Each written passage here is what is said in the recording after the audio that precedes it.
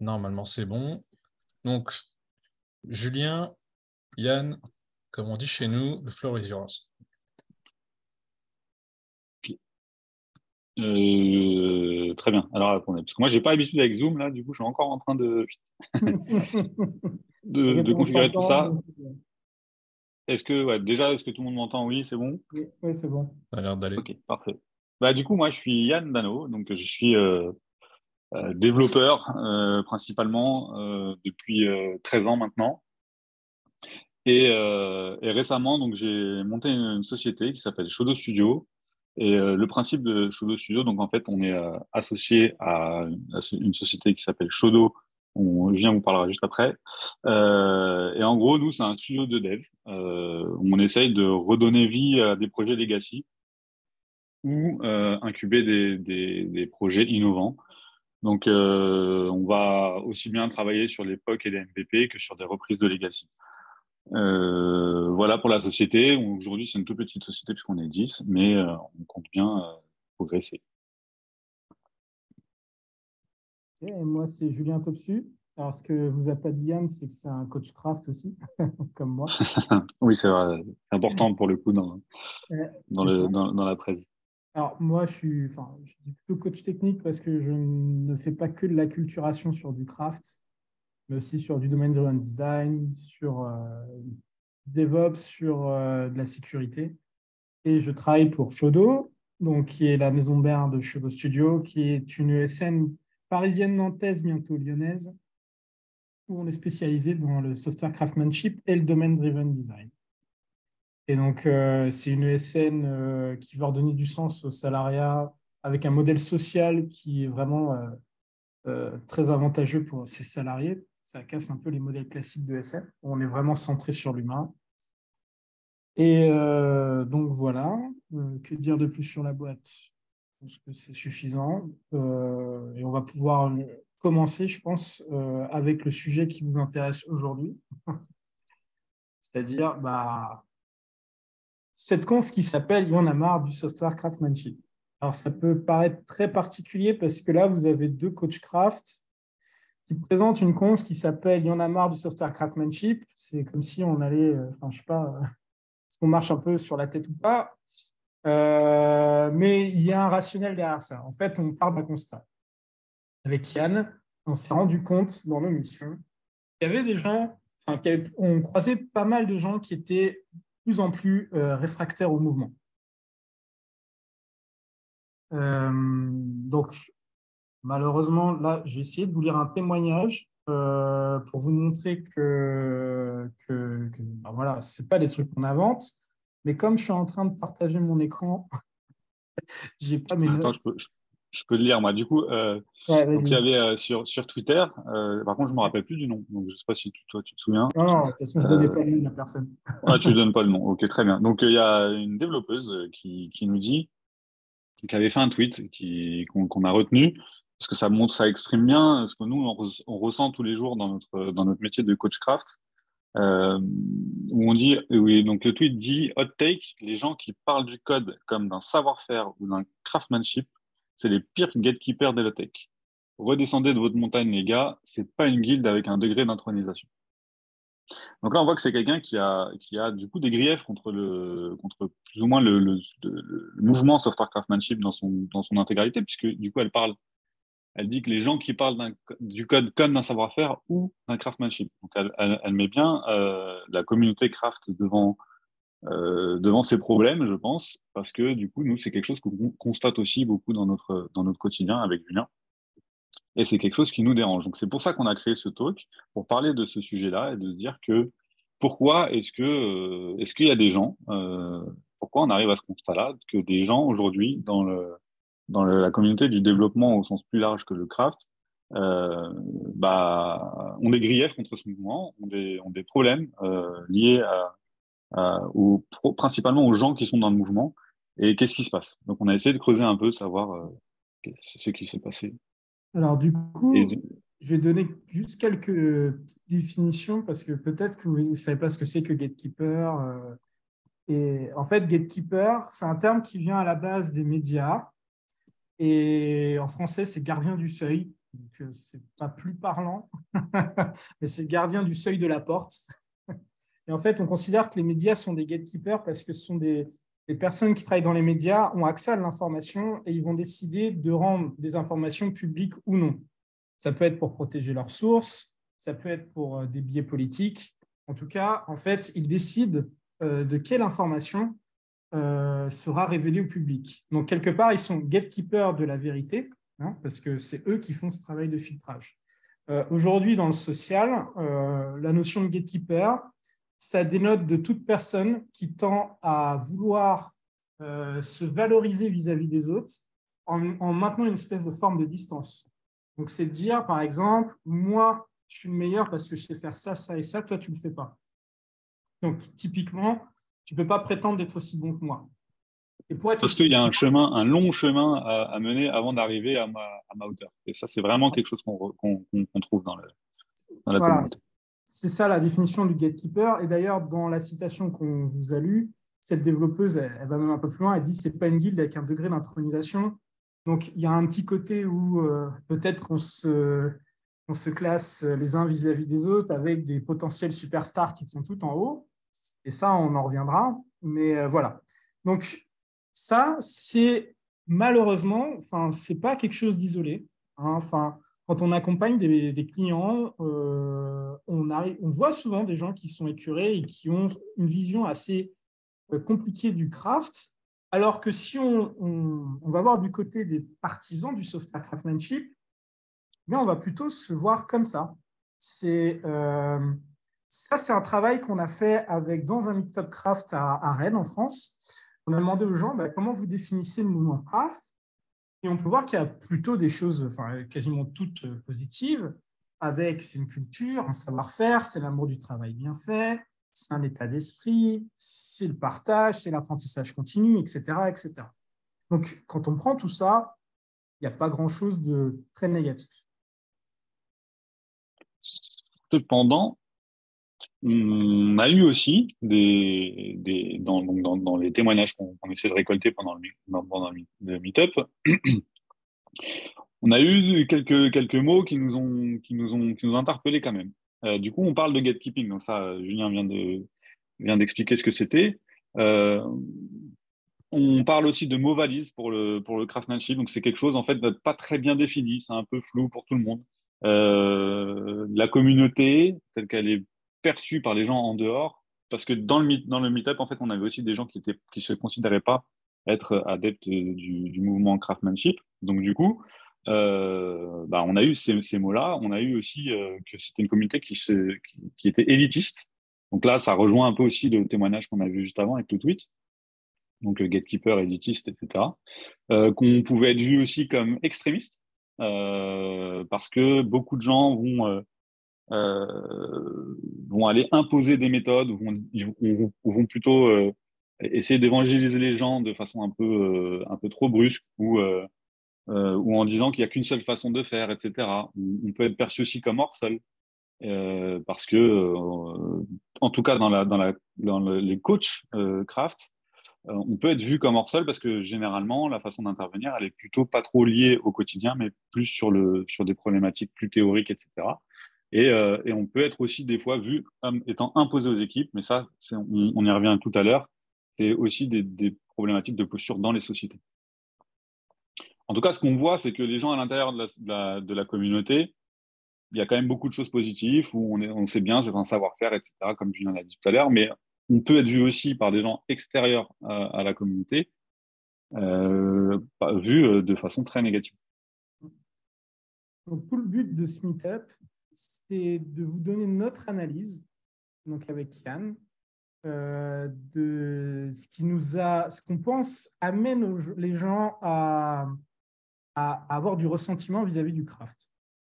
Donc, vous inquiétez pas, tout le monde va prendre hein, au même niveau. Julien, je te coupe juste 2 minutes, parce que c'est vrai que j'ai ça chez moi aussi, et j'ai remarque de certains participants. On a 2 bandes grises en fait sur les slides. Ah, ça c'est... Attends, je vire on en a une en bas. Voilà. Ouais. Je pense qu'il faut que j'arrive à les virer. Tac. Est-ce que celle d'en bas a disparu? Celle d'en bas, elle est toujours là. Ah ouais? Ah, là, c'est bon. C'est bon. Et Dites-nous-le dans les commentaires. celle d'en haut, je pense que ça doit être les overlays de Zoom, mais comment je fais pour masquer? C'est pas trop Celle d'en haut, elle était un peu moins gênante quand même. Ouais. masquer le Oula, là, il volet devient. Ouh, une catastrophe. et les commandes flottantes. Ne Voilà. masque rien. Normalement, là, vous ne devriez Yep. plus avoir de Non. bande. C'est ça? Impeccable. Super, super. Voilà. Je peux Donc, te laisser tranquille maintenant. je ne savais pas que Zoom. Pardon. Donc, oui, alors, je reprends, je ne sais plus ce que je disais. Oui, c'est donc, on va vous partager notre analyse du problème. Parce qu'en fait, on s'est un peu posé la question en faisant notre propre introspection et en regardant ce qui se passait dans l'industrie. Et on veut vous partager notre analyse. Donc, cette conférence, il y en a marre du software craftsmanship qu'on va réduire à craft dans le nom pour être pas genré, en fait, parce que craftsmanship, c'est genré. On va rentrer maintenant dans le détail. Alors, on s'est déjà présenté, donc on ne va pas se représenter, mais on tenait surtout à vous dire que nous sommes des coachs craft. Donc, si vous voulez, ce qu'on essaye on n'est pas là pour taper sur le craft, On va voir de toute façon tout de suite après, en fait, d'où viennent selon nous les problèmes.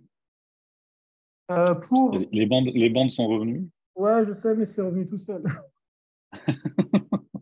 J'arrive pas. À chaque fois, je fais masquer les commandes flottantes et il revient tout seul le truc. Bref, hop. J'espère que ça va passer. Donc, cependant, pour qu'on se mette d'accord sur d'où vient le problème, il faudrait peut-être d'abord qu'on pose une définition sur ce qu'est le craft.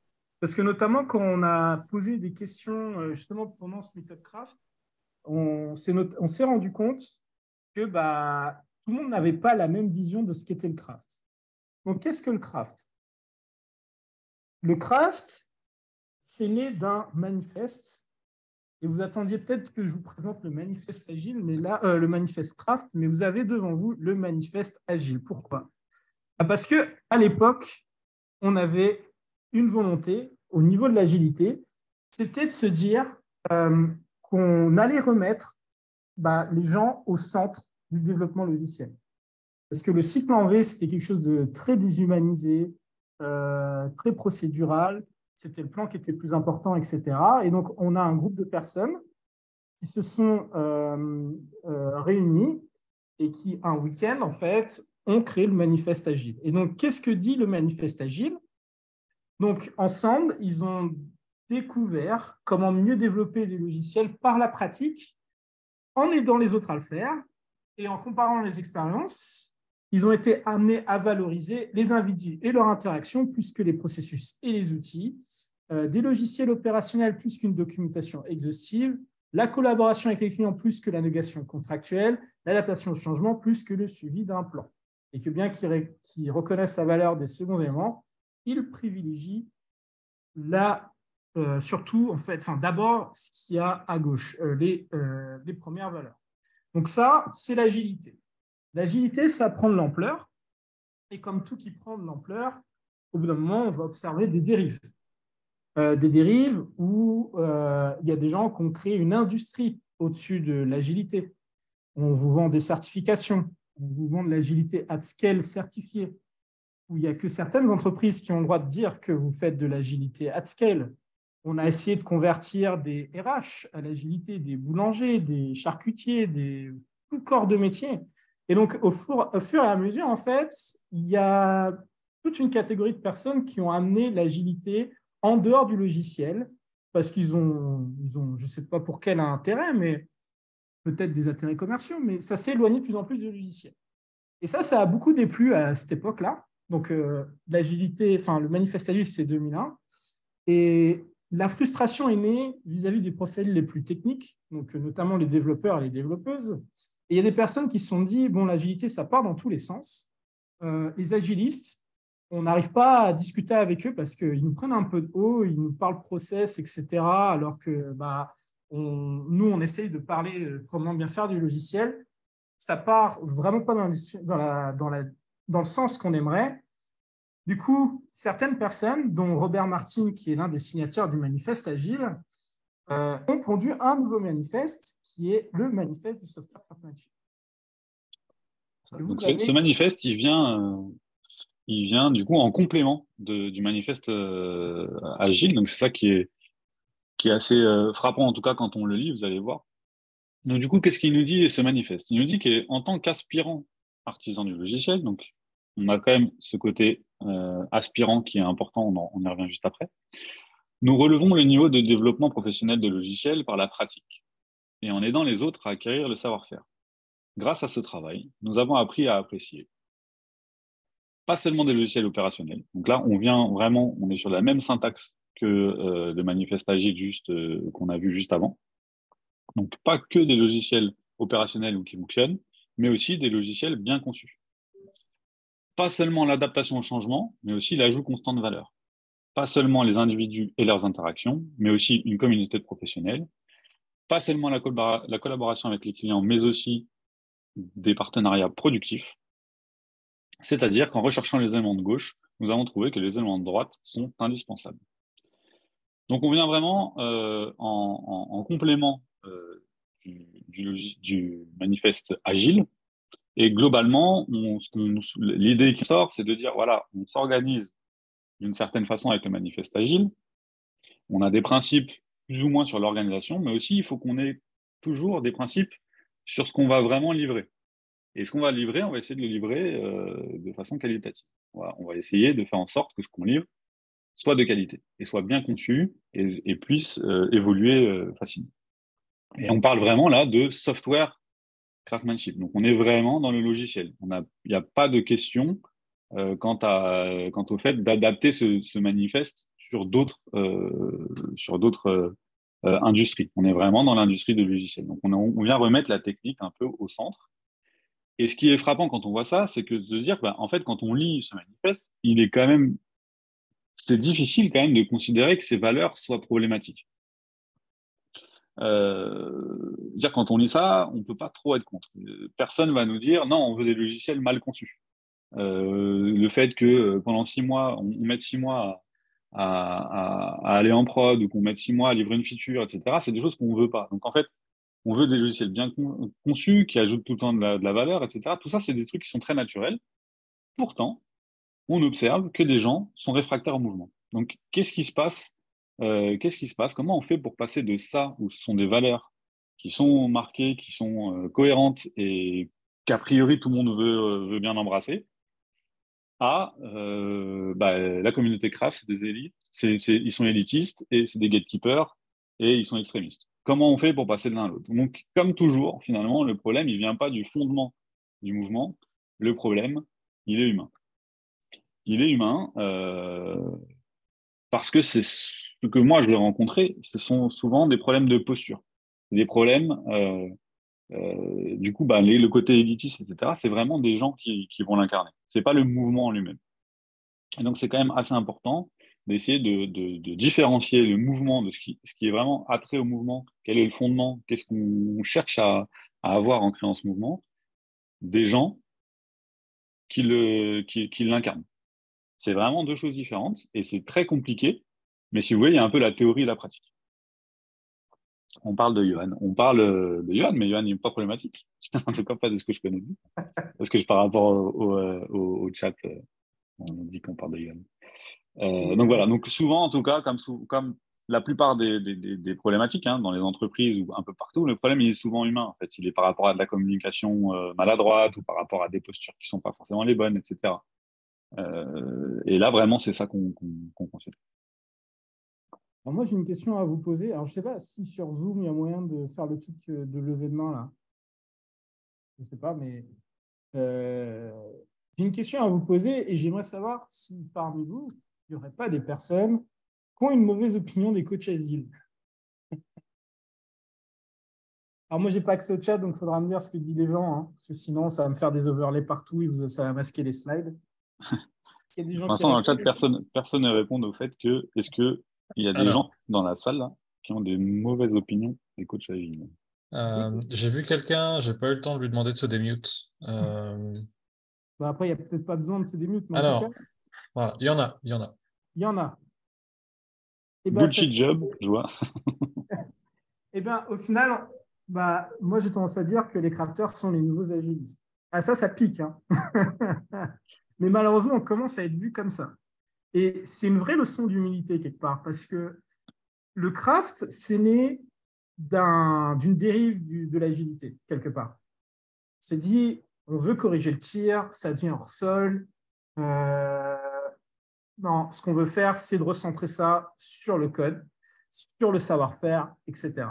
Et aujourd'hui, si vous lisez ce qu'on nous reproche vis-à-vis des crafters, bah, je suis quasiment sûr que vous pouvez transposer vis-à-vis de ce que vous ressentez des agilistes. Le côté hors-sol, gatekeeper. Il y a peut-être le côté infantilisant aussi. C'est peut-être pas sorti, mais moi, personnellement, je me suis déjà senti comme ça vis-à-vis d'une personne agiliste. Donc, le problème, en réalité, c'est que déjà, ce n'est pas un manifeste qui va corriger le problème. Parce que le problème, voilà, on le redit, c'est humain. Et donc, c'est une vraie leçon d'humilité parce que je pense qu'il y a des choses qu'on peut tirer comme conclusion vis-à-vis de ce qui s'est passé vis-à-vis de l'agilité et de ce qui est en train de se passer vis-à-vis du craft. Et c'est un petit peu ce qu'on fait comme analyse là, et on va rentrer dans le détail. Et vraiment, juste pour appuyer un tout petit peu dessus, parce que par rapport à tout à l'heure où tu disais qu'il y avait eu maintenant des certifications agiles, etc., Agile at Scale et machin, en fait, on entend là, récemment, on a vu, on parle de craftsmanship at scale. Il y a une société, il n'y a pas si longtemps que ça, il y a un an ou deux, qui a essayé de sortir une certification de craft, etc., etc. On rentre vraiment exactement dans les mêmes problématiques que l'agilité. Enfin, moi, j'y crois vraiment et je pense qu'on est vraiment tout à fait dans le même, au même point, en fait. Et on va essayer de faire en sorte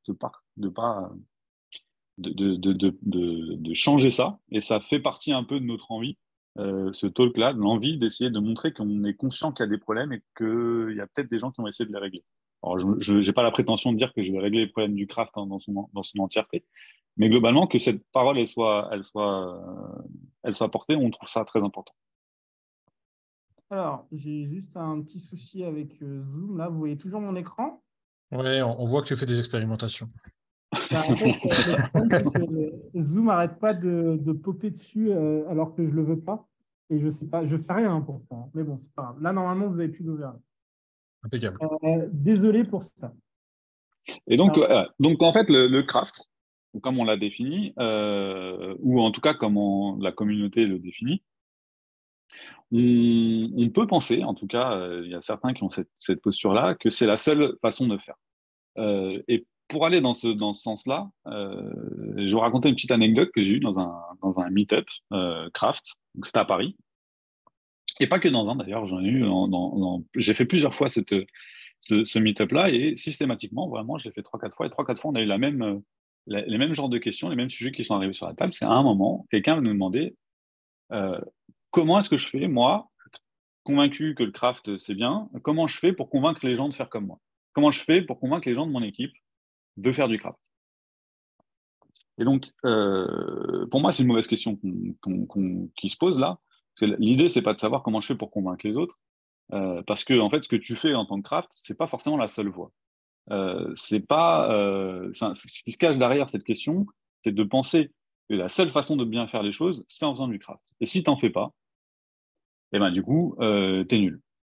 Et si on analyse un peu ce qui se cache derrière, en fait, ce qui lui il appelle craft, ça va être les pratiques du craft, les pratiques qui sont associées au craft. Donc, on va parler de TDD, de BDD, de faire des katas, etc. C'est sur ça, en fait, qu'il veut convaincre les gens. C'est sur des pratiques liées au craft qu'il veut essayer de convaincre, de faire. Et donc, en fait, on a on a transformé le manifeste, donc on a transformé le craft, donc ce qui est vraiment le fondement du craft, on l'a transformé en des pratiques, en disant que si tu fais pas du TDD, du BDD, etc., enfin tout ce tous les outils qui peuvent être attriés au craft, mais on en parle juste après, bah en fait t'es pas dans le mouvement et c'est la seule façon de faire. Donc, moi, ça me fait penser un peu à ce qui se passe aussi dans le monde de l'agilité. Euh, est-ce que, donc ça me fait me poser une question, c'est que, est-ce que lorsqu'on fait du Scrum, on est forcément agile?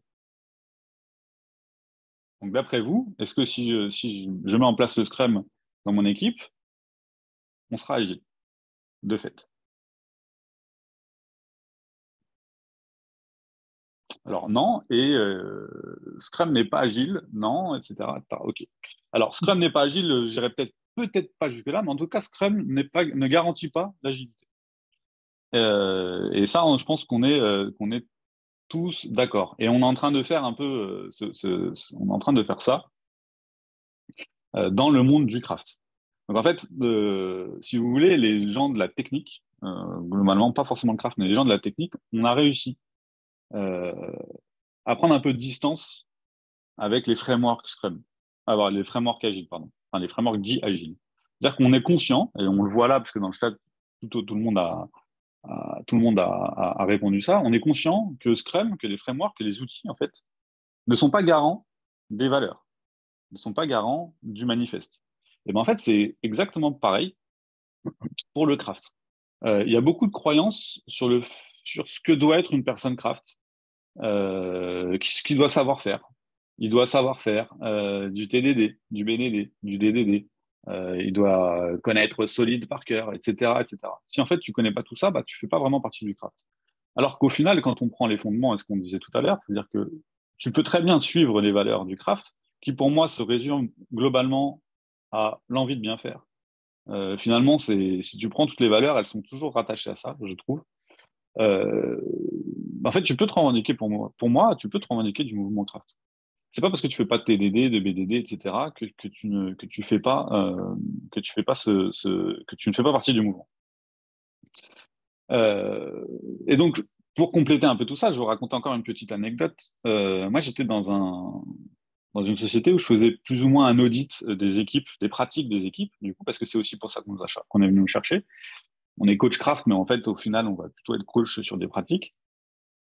Donc, on faisait des audits avant de coacher les gens pour savoir un peu où en était l'entreprise par rapport aux pratiques. Et donc, on avait une série de questions, de faire des assessments enfin, dans des équipes. Et, du coup, j'étais avec un collègue du coup, qui posait des questions. Est-ce que vous faites du TDD? Non, non, on fait pas TDD. Ah, putain, vous faites même pas TDD? Ok, donc on ne parle même pas de BDD. Hein, DDD, ça m'étonnerait que vous connaissiez, etc., etc. Que vous connaissiez, etc., etc. Et donc, en fait, lui, il rentrait dans une. euh, En fait, il les mettait en porte-à-faux, il mettait en avant les soi-disant lacunes que lui il percevait tout de suite, en disant est-ce que vous faites TD? Non, oh, bah, c'est que vous êtes nul. Globalement, c'est comme ça qu'il a cessé. Donc, ce qui devait arriver arriva, les gens se sont braqués et n'ont pas voulu suivre le coaching. Et ça, c'est vraiment un problème de posture. C'est vraiment, il y a beaucoup de gens dans la communauté craft qui ont ce genre de posture, de se dire, si tu ne sais pas faire ces outils-là, si tu ne connais pas ces outils, tu es un mauvais développeur. Et ne viens surtout pas te revendiquer de la communauté craft. Alors que finalement, le manifeste, on l'a vu, ça ne parle pas d'outils. Euh, Effectivement. Et comme tu l'as dit, c'est pas parce que tu n'utilises pas les outils du craft que tu ne suis pas les valeurs et inversement. Et en fait, le problème, c'est que en venant encore une fois aux outils du craft, c'est que les personnes qui pratiquent le craft sont tellement convaincues qu'ils réussiront grâce à ces outils que, en fait, ça les rend un petit peu, je dirais, peut-être irrationnels sur certaines choses. Effectivement, on a des outils qui peuvent être parfois extrêmement puissants. Mais en réalité, le craft, c'est loin d'être une science exacte. Hein. On a défini des pratiques parce que l'expérience, en fait, tend à nous montrer une voie où on s'est rendu compte que potentiellement, dans nos cas, une certaine manière était potentiellement aider le plus. Cependant, si vous regardez les études scientifiques, il y en a très peu qui vont être dans la validation des pratiques du craft. Mais quand je dis qu'il y en a très peu qui sont dans la validation, ça ne veut pas dire qu'elles les invalident. mais vous allez trouver très peu enfin, j'en connais pas beaucoup qui vont vous dire, oui, le TDD, ça vous rend plus efficace. Il n'y en a pas. D'ailleurs, toutes les études qui sont autour du TDD sont pas concluantes, dans le sens où elles n'arrivent pas à déterminer si c'est mieux avec ou mieux sans, etc. Et il y a même des études très méta qui expliquent pourquoi les études n'arrivent pas à être concluantes vis-à-vis du TDD. Alors, est-ce que ça veut dire que le TDD, c'est nul? Non. Ce qu'on est en train de dire, c'est que nos outils nous aident, c'est sûr, mais il ne faut pas les ériger comme étant une vérité absolue. Parce que ce qui compte énormément, c'est le contexte. Les outils, enfin, c'est un peu le marteau de Maslow, enfin, quand on a un marteau en main, tous les problèmes se transforment en clous. Et quand vous faites ça, en fait, vous allez créer des dégâts. Hein, parce que si vous essayez d'enfoncer une vis avec un marteau, ça ne va pas très bien marcher. Donc, il faut garder en tête que le craft, c'est choisir le meilleur outil selon la situation qui se présente. Et aucun outil n'est magique. Il n'y a aucun outil qui résout toutes les situations, quel que soit le contexte. En gros, c'est un truc que nous disait déjà Frédéric Brooks en 1975 dans The Mythical Man Months. Il n'existe pas de silver bullet. En conséquence, ça ne sert à rien d'essayer de l'imposer aux gens. Imposer quelque chose comme ça en top-down, en expliquant ça c'est mieux, non, parce que là, vous êtes complètement hors de leur contexte. Alors, je ne sais pas si vous savez qui c'est, mais c'est Margaret Hamilton. Et là, on est dans les années 60. Ce qu'elle tient là dans ses mains, c'est le code du navigateur de la fusée Apollo. Donc, autant vous dire que si à cette époque-là, Elon Musk avait racheté la NASA et qu'il a demandé à voir son code, elle est restée. Peut-être que les autres dégageaient, mais elle reste. Et à l'époque d'Apollo, en fait, on écrivait comme ça du code au kilomètre et vous aviez des calculateurs très longs qui exécutaient ça. Ça s'exécutait, ça se compilait en plusieurs heures, voire plusieurs jours. Et on avait le résultat d'exécution avec des temps très longs après l'avoir écrit. Alors, est-ce qu'il était possible de faire du TDD à cette époque? C'est très difficile à dire. Le fait est qu'ils n'ont pas développé avec du TDD et ils ont quand même réussi à envoyer des personnes sur la Lune. Ce qu'on est en train de dire, c'est que le TDD, on a su faire sans et on saura faire sans. Ça ne veut pas dire que le TDD n'a pas de valeur, encore une fois. Hein. Mais ce que je suis en train de vous dire, c'est qu'on ne peut pas arriver et dire dans tous les contextes que le TDD marche. Personnellement, je pense que le TDD, ça marche peut-être dans 80-90% des contextes et que beaucoup de gens, quand ils disent qu'ils n'arrivent pas à l'appliquer, c'est peut-être par des manques de pratique ou de compréhension de ce qu'est le TDD. Mais je viens aussi, moi, de l'informatique industrielle et notamment de l'informatique embarquée de temps réel. Et je peux vous dire que quand vous faites du temps réel et que vous avez des énormes dépendances sur vos entrées-sorties avec des algorithmes qui sont des heuristiques systémiques non déterministes, je peux vous dire que le TDD, ce n'est pas facile. C'est vraiment très compliqué. Donc, ce qu'on est en train de dire, c'est qu'il faut laisser la place aussi à autre chose. En réalité, que quelqu'un fasse du TDD ou pas de TDD, ce n'est pas vraiment le plus important. Ce qu'il faut regarder, c'est quels sont les problèmes dont fait face cette personne. Est-ce que, potentiellement, dans les pratiques que cette personne ou une équipe ou une organisation a mis en place, on peut apporter une amélioration vis-à-vis de ce qu'ils font, dans la manière qu'ils ont d'implémenter les choses. Et ça, en fait, ça crée beaucoup plus d'engagement parce que vous les aidez, en fait, dans leur manière de faire à s'améliorer. Donc, ils ont une part pas de responsabilité, mais d'engagement qui est beaucoup plus grande. Et seulement là, si on n'arrive pas à les faire évoluer vis-à-vis de leur objectif, eh bien, on peut sortir quelque chose dans notre trousse à outils comme le TDD et leur dire, voilà comment ça peut vous aider. Toujours en démontrant par la valeur. Hein. Donc, ce qui est important, c'est que quand quelqu'un a une pratique, c'est regarder les inputs, les outputs de cette pratique, voir les propriétés de ce qui est construit. Si la qualité est bonne et si ça répond aux besoins, pourquoi faire du TDD? Alors, bien sûr, encore une fois, Ça ne veut pas dire que ce n'est pas utile dans certains cas. Mais ce qu'il faut, en fait, ça va être difficile d'amener les gens à adopter une pratique comme le TDD si vous n'arrivez pas à démontrer que ça leur amène de la valeur. Et l'argument d'autorité, c'est quelque chose qui ne marche pas en réalité. Il faut vraiment démontrer par leurs problèmes, par ce qu'ils sont en train de subir. Et en plus, quelque part, il faudrait aussi se poser la question de d'où viennent nos pratiques. Et je pense que ça, il y a peu de gens qui se sont posé la question. Parce que si vous regardez le manifeste, comme on l'a dit, on ne parle pas d'outils. Eh bien, nos pratiques du craft, le TDD, le BDD, le DDD, solide, etc., malheureusement, ça vient de ce qu'on appelle du culte du cargo.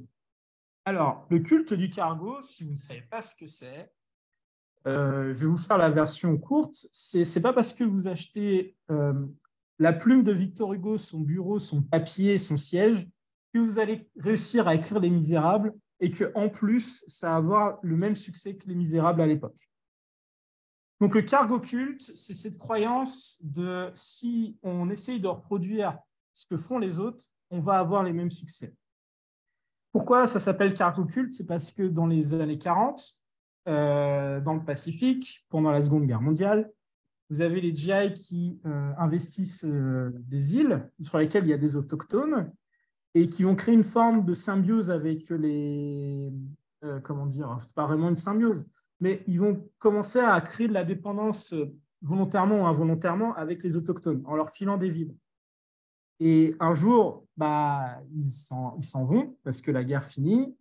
Et les autochtones sont habitués à ce que les GI viennent leur donner en fait, des vivres. Malheureusement, ils ne viennent plus. Donc, qu'est-ce qu'ils décident de faire? Ils les ont vus en fait, parler dans des boîtes en métal et ça faisait venir les avions. Donc, ils ont commencé à construire des boîtes en bois ou en carton. Ils parlaient dedans et ils espéraient que les avions venaient. Ils ne venaient pas. Donc, ils se sont dit, c'est parce que ça ne ressemble pas à une piste d'atterrissage. Donc, ils ont construit des fausses pistes d'atterrissage avec des faux avions en paille. Et c'est monté comme ça au fur et à mesure. Et ils ont reproduit les gestes comme les GI sur les pistes en espérant que les avions arrivent. Ce n'est jamais arrivé. Et ça allait très loin parce qu'ils se sont dit que s'ils ne venaient plus, c'est parce qu'ils avaient déjà des vivres et ils ont foutu toutes leurs vivres à la mer. Donc, c'est ça le culte du cargo. Et pourquoi je vous parle de ça? Parce que souvent, en fait, dans notre industrie, quand vous avez une grosse boîte ou une boîte qui est hype, genre Spotify, qui va vous dire nous, on fait comme ça, ça nous apporte de la valeur et derrière, tout le monde l'applique, alors que Spotify a utilisé son modèle pas plus de 6 mois dans leur vie et tu as des gens qui font ça depuis des années alors qu'eux-mêmes l'ont dit que ça ne marchait pas. Voilà, c'est le fait que dire, voilà, il y a des choses shiny, il y a des personnes qui ont de l'autorité, il y a des boîtes qui sont cool, elles ont dit qu'elles faisaient ça, on va faire pareil. On a le même problème avec les OKR, au final. Ça existe depuis les années 70, c'est un truc qui était pour les sales d'Intel, jusqu'à ce que Google dise nous, on utilise les OKR, c'est grâce à ça qu'on a du succès, personne ne les appliquait. Ça ne veut pas dire que les OKR sont une mauvaise chose, mais je dis juste qu'il y a beaucoup de gens qui les appliquent parce que Google a dit que c'était bien. Mais pour revenir aux outils du craft, d'où ils viennent, et j'ai dit qu'ils venaient du culte de cargo, notamment parce que là, vous avez les signataires du manifeste agile. Et quand on a sorti en 2009, donc 8 ans après le manifeste du software craftsmanship, on a cherché un petit peu ce qu'on allait, on allait rechercher un petit peu de la rassurance auprès des personnes les plus techniques et qui avaient publié des choses qui étaient liées à du vrai développement logiciel, pas du process, mais à du développement logiciel. Et ce qui s'est passé, c'est que c'est très simple, l'équation, elle est facile.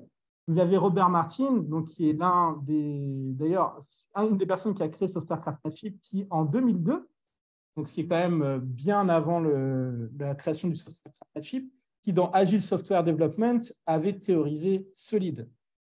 Vous avez aussi Ken Beck, qui en 99, donc on est même avant l'agilité là, qui avait théorisé le test-driven development dans l'extreme programming.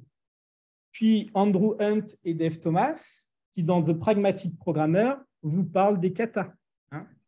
Donc ça, c'est pareil, 1999. Donc en fait, toutes nos pratiques qui viennent du craft sont grandement héritées des signataires du manifeste agile. Et d'ailleurs, c'est souvent pour ça aussi que des choses comme le DDD ou le BDD sont un peu marginales dans le craft quand vous réfléchissez. Hein, bizarrement, Dan North et Rick Evans n'étaient pas là au moment de la signature. Donc en fait, on s'est tourné vers les figures d'autorité les plus techniques et on a érigé leur méthode comme étant la vérité. Et si vous regardez, on a des trucs qui datent de plus de 20 ans. C'est à se poser la question si notre boîte, en fait, à outils, on ne devrait pas aussi la faire évoluer dans un certain sens. Alors, d'une autre manière, il faut faire attention au biais du survivant. Donc, le biais du survivant, c'est le fait que quand vous allez avoir du succès, par exemple, dans une expérience, vous allez plus valoriser les paramètres qui confirment le succès que ceux qui l'infirment. Donc, ce qui se passe, c'est quand vous avez eu du succès dans une mission et que vous arrivez dans une nouvelle mission ou un nouveau contexte, vous allez vouloir reproduire ce que vous avez eu dans cette première mission. Dans cette première mission, vous avez fait du TDD, ça s'est très bien passé, du DDD, du BDD, etc. Trop bien. Ça vous a apporté grave de la valeur. Vous arrivez dans une nouvelle mission, il n'y a pas. Donc, qu'est-ce que vous faites? Eh bien, c'est grâce à ça qu'on a réussi. Vous allez appliquer, vous faire appliquer. Cependant, en réalité, ça va être très difficile de savoir pourquoi le TDD, en fait, vous a amené ce succès. Est-ce que le BDD vous a amené ce succès? Est-ce que le DDD vous a amené vraiment ce succès? Est-ce qu'il n'y a pas d'autres paramètres, en fait, qui soit étaient importants et que vous n'avez pas, soit des paramètres, en fait, qui vous disent que c'était pas si... Le succès, en fait, il faut le modérer. En réalité, on a un petit peu, si j'ose dire, fantasmé le truc. Parce qu'on se focalise souvent sur ce qui a marché et pas sur ce qui a échoué. Donc, ce qui veut dire qu'en fait, quand le TDD vous a sauvé et que vous voyez, parce que ça vous a apporté la valeur, et que vous voyez quelqu'un à côté de vous qui n'en fait pas, ça va vous piquer. Ça va vous piquer un petit peu dans votre propre estime parce que vous allez confirmer le fait que ça vous a aidé en convertissant quelqu'un d'autre, en espérant que ça l'aide aussi pour confirmer le fait que vous avez bien fait. Et ça, c'est quelque chose contre lequel il faut lutter. C'est moi ce que j'appelle le biais du survivant inversé. Donc ça, pour moi, c'est un des problèmes qui fait qu'on peut écurer souvent les gens, c'est que on a tendance à vouloir répliquer nos succès indépendamment du contexte. Et ça, c'est problématique. Et surtout, et là, je vais faire une transition pour refiler la parole à Yann. Eh bien, ouais. Désolé, on l'a construit comme ça, le truc. Hein. Non, je rigole. C'est qu'il faut éviter, quand on arrive avec une boîte à outils, notamment, imaginons le DDD, d'arriver avec l'entièreté d'une méthode et dire, voilà, pour régler votre problème, vous avez besoin de déployer toute la stack, parce que là, vous allez écurer les gens. Et donc, c'est ça. Et donc, le fait de se dire, on va prendre un outil dans son entièreté et le mettre quelque part, en fait, c'est aussi un moyen, c'est en tout cas nous ce qu'on trouve, c'est un moyen aussi de faire du gatekeeping. C'est-à-dire qu'en fait, on va dire, nous, on a un outil, c'est genre, je sais pas, tu prends le DDD par exemple, c'est un bouquin qui fait 500 pages en anglais, que tout le monde ne peut pas forcément comprendre parce qu'il demande d'avoir une expérience dans l'informatique, etc. Et on va venir appliquer ça. Donc, on va s'approprier le truc et du coup, là, on met vraiment une vraie distance en disant, si tu veux appliquer ça, il faut que tu te farcisses le bouquin, il faut que tu comprennes tout, etc., etc. Nous, on pense que c'est pas forcément comme ça qu'il faut voir les choses. C'est pas comme ça qu'il faut amener les différents outils ou les différentes pratiques dans les entreprises. Donc, moi, je suis un peu père castor aujourd'hui, mais du coup, je vais vous raconter encore une nouvelle anecdote où j'étais dans une entreprise qui travaillait, qui faisait des caisses enregistreuses. Bon, c'était une caisse enregistreuse un peu intelligente, dans laquelle on pouvait passer nos commandes, etc. Blablabla. Bref, en tout cas, il y avait un back-end qui était associé, et dans ce back-end, on parlait de prix. Donc, vous imaginez bien, on avait des produits, des prix. Et en fait, ces prix étaient modélisés de façon différente en fonction de l'endroit dans l'application.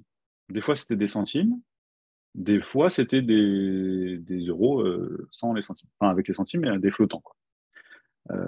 Et en fait, en fonction d'où on se situait dans l'appli, il fallait appeler les différents endpoints avec la bonne valeur, etc.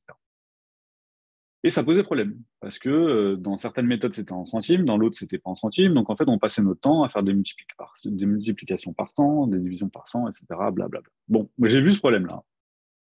Je connais un peu le DDD, je connais un peu, en tout cas, le DDD tactique. Et du coup, il y a ce qu'on appelle des value objects dedans. Bon, bah, je me dis, ça peut les aider. Ça pourrait les aider. Donc, je crée une classe qui s'appelle price, qui encapsule toute cette logique de centimes ou pas. Et du coup, je la mets partout.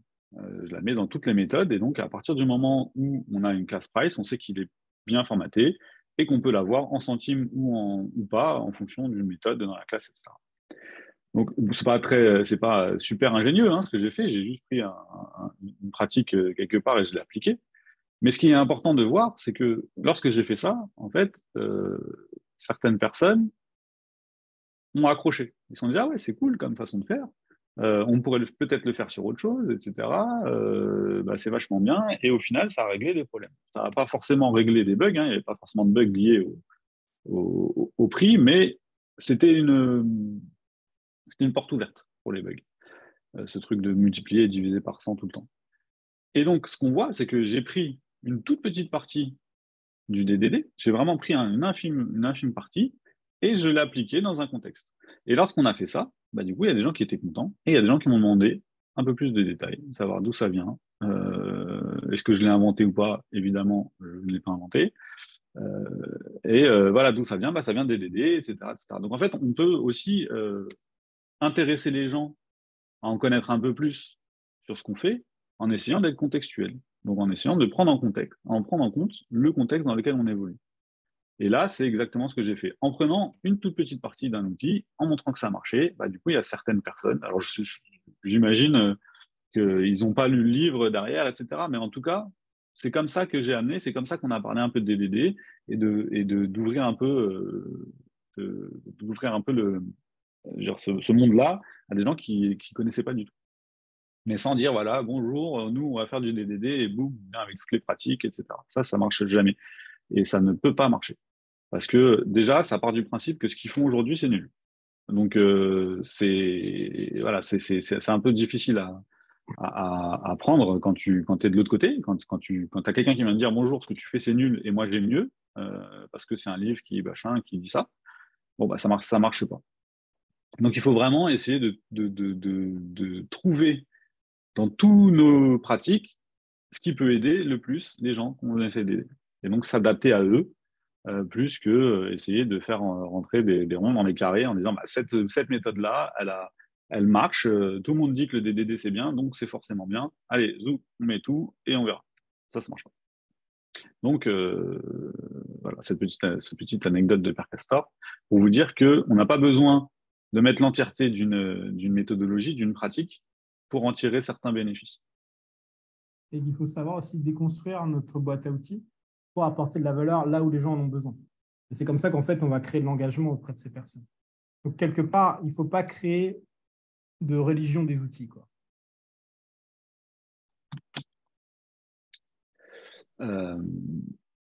Et du coup, ce qu'il faut retenir, en tout cas, de ce qu'on dit là depuis tout à l'heure, c'est que donc on a bien fait le distinguo entre le manifeste et les pratiques, et que du coup, les pratiques et les outils ne font pas de craft. Et d'ailleurs, on n'est pas obligé de suivre ces pratiques pour avoir un logiciel bien conçu. C'est pas parce que tu fais du TDD que ton logiciel va être bien conçu. Et c'est pas parce que tu fais pas de TDD que ton logiciel va forcément être nul. Ou TDD ou autres pratiques liées, associées au mouvement craftsmanship.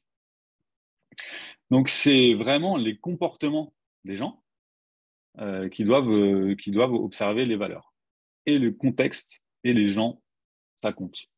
Donc, il ne faut pas cargo-occulter les pratiques. Il faut comprendre le contexte des gens, essayer d'adapter nos pratiques, essayer d'adapter, donc comme tu disais, essayer pas d'adapter, mais en tout cas de déconstruire la boîte à outils qu'on a et pouvoir piocher dedans et savoir ce qui est important, qu'est-ce qui peut aider les gens à un moment donné.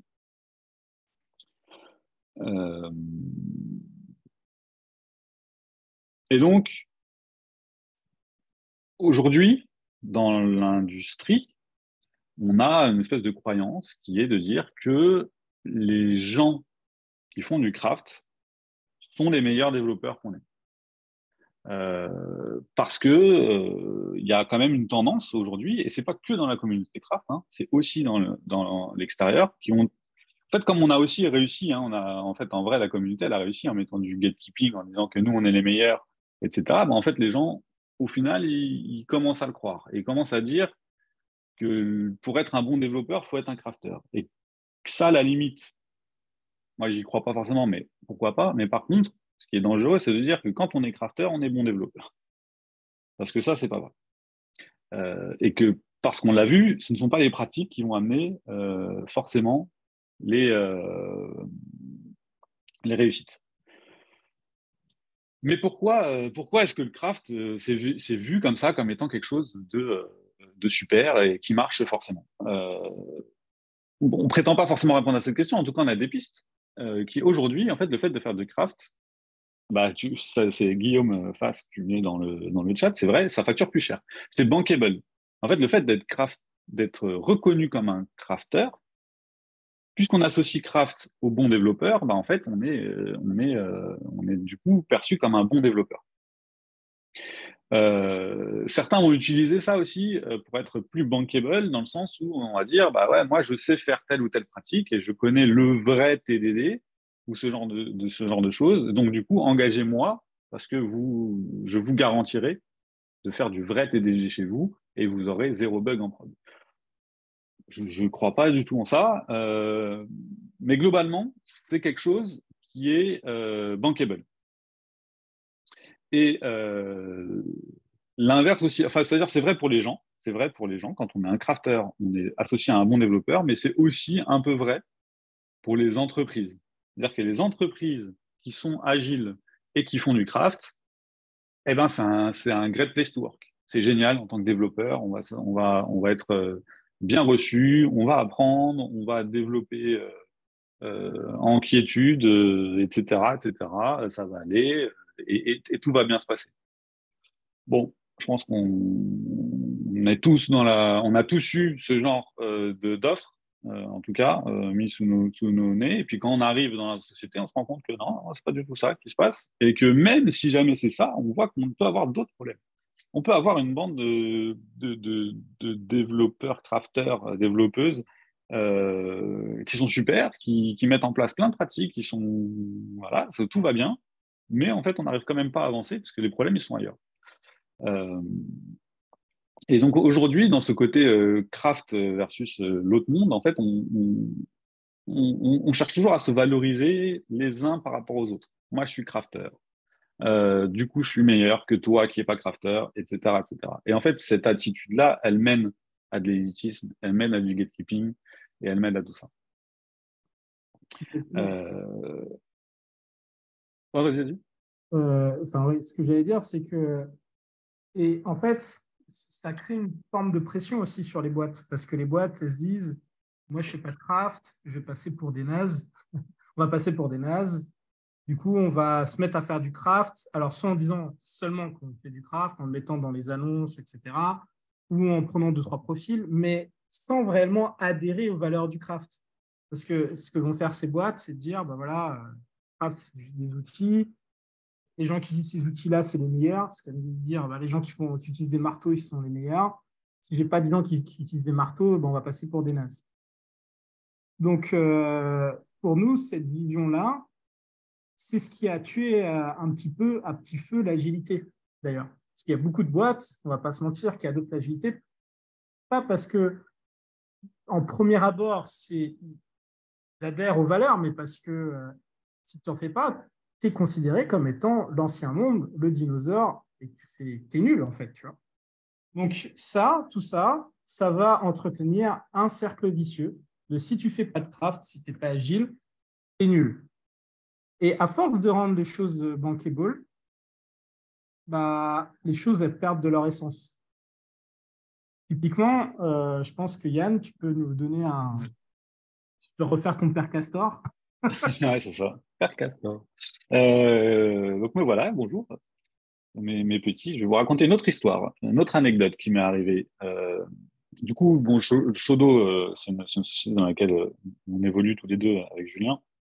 Parce que bon, je ne vous ai pas dit, mais Shodo Studio est une filière de Shodo. Ça doit se donner quand même, ça doit se deviner dans le nom. Et du coup, on fait passer des entretiens techniques. Dans cet entretien technique, on essaye de voir un peu quels sont les profils des développeurs qu'on a en face de nous.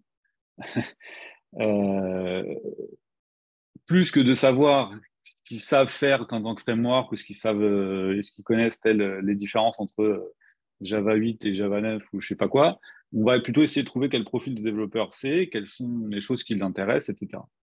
On a tagué, nous, quand même, on est flagué, en tout cas, en tant que Shodo, comme étant associé au mouvement craftsmanship. En fait, on le met en avant sur notre site, on le met en avant dans nos confs, etc. Donc, c'est quelque chose sur lequel on travaille, on met en avant notre côté craft.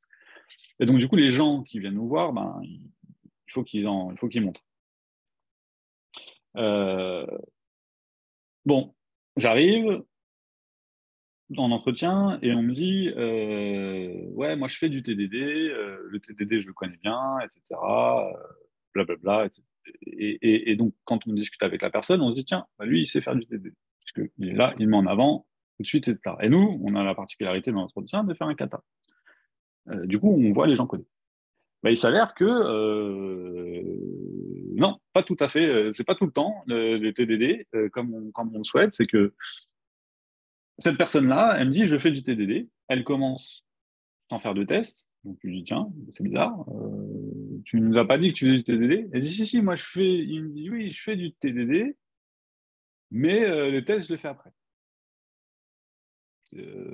Ok. Donc c'est TDD, mais test, ouais, comme tu dis, test last. C'est-à-dire que bon. Lui, en fait, il avait associé le mot TDD à juste test unitaire. Et donc ça, c'est vraiment, on vient vraiment complètement enlever.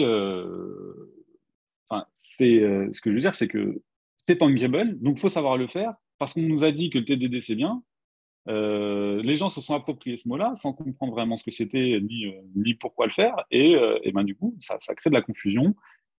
Et on commence à avoir des dissonances comme ça sur certains termes, où tu as des gens qui pensent que le TDD, c'est du test unitaire, qui vont penser que le BDD, c'est des tests unitaires écrits avec given when then, et etc., etc., etc. Et donc, du coup, en fait, là où les pratiques étaient censées nous garantir de valeur, à peu près, il y a quand même des choses dans les pratiques qui sont basées sur les valeurs qui sont dans le software craftsmanship. Mais du coup, plus on avance et plus les pratiques, elles sont encore dénaturées. Donc déjà, les pratiques vont dénaturer les valeurs, mais alors si on dénature les pratiques, c'est encore pire. Ouais.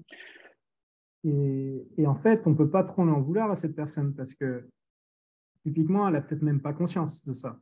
Parce que peut-être que cette personne-là, autour d'elle, tout le monde disait que c'était des TDD. Donc c'est assez difficile en fait, même si vous êtes junior, etc. Vous allez dans un contexte, vous avez tout le monde qui dit TDD par abus de langage, parce que le truc a été dénaturé. Tu vois la personne après dans un autre contexte en entretien, bam, c'est. Donc on ne peut pas en vouloir individuellement cette personne parce que quelque part, bah, le fait est que ça découle, on est un petit peu responsable de ça d'une certaine manière, du fait que c'est devenu bankable, donc c'est un peu de tomber dans le domaine public, entre guillemets, et tout le monde fait ce qu'il veut avec le terme.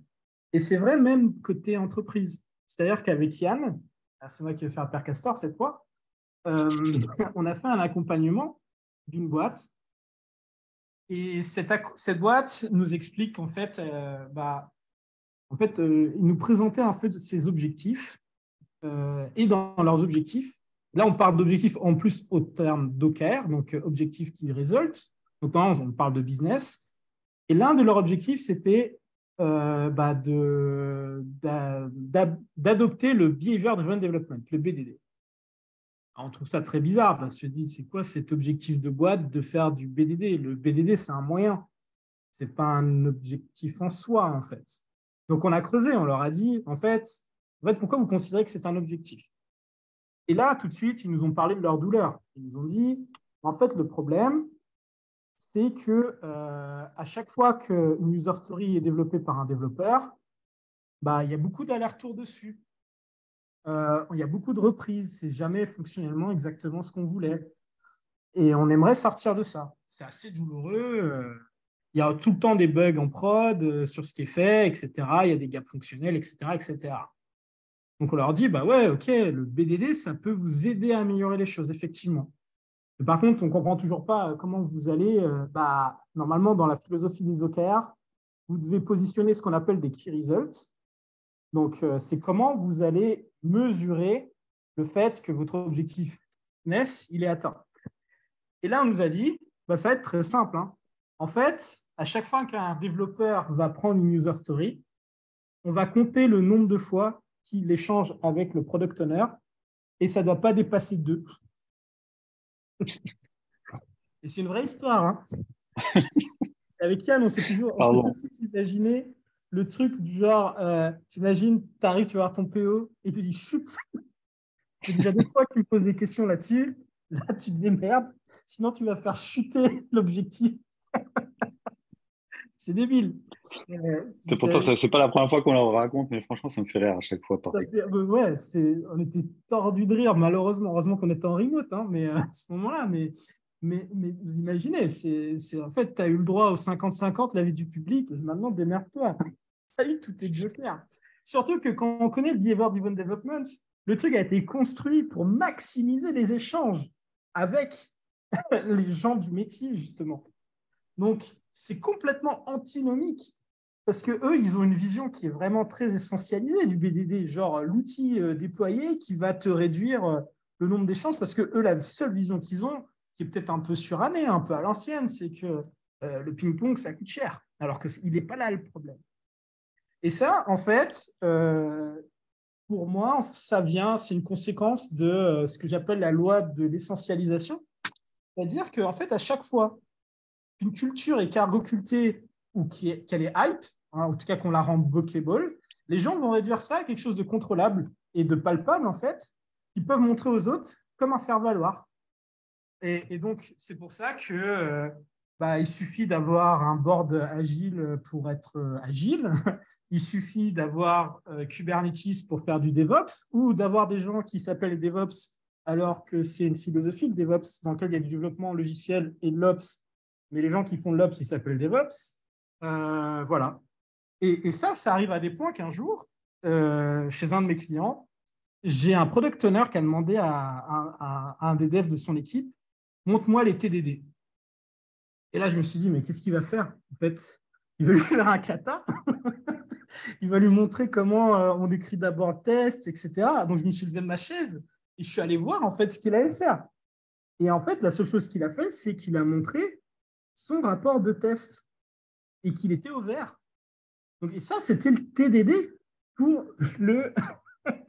comment s'appelle, le product owner. Mais comme l'a dit Yann, en fait, il y a la même chose avec le Gherkin, avec le BDD.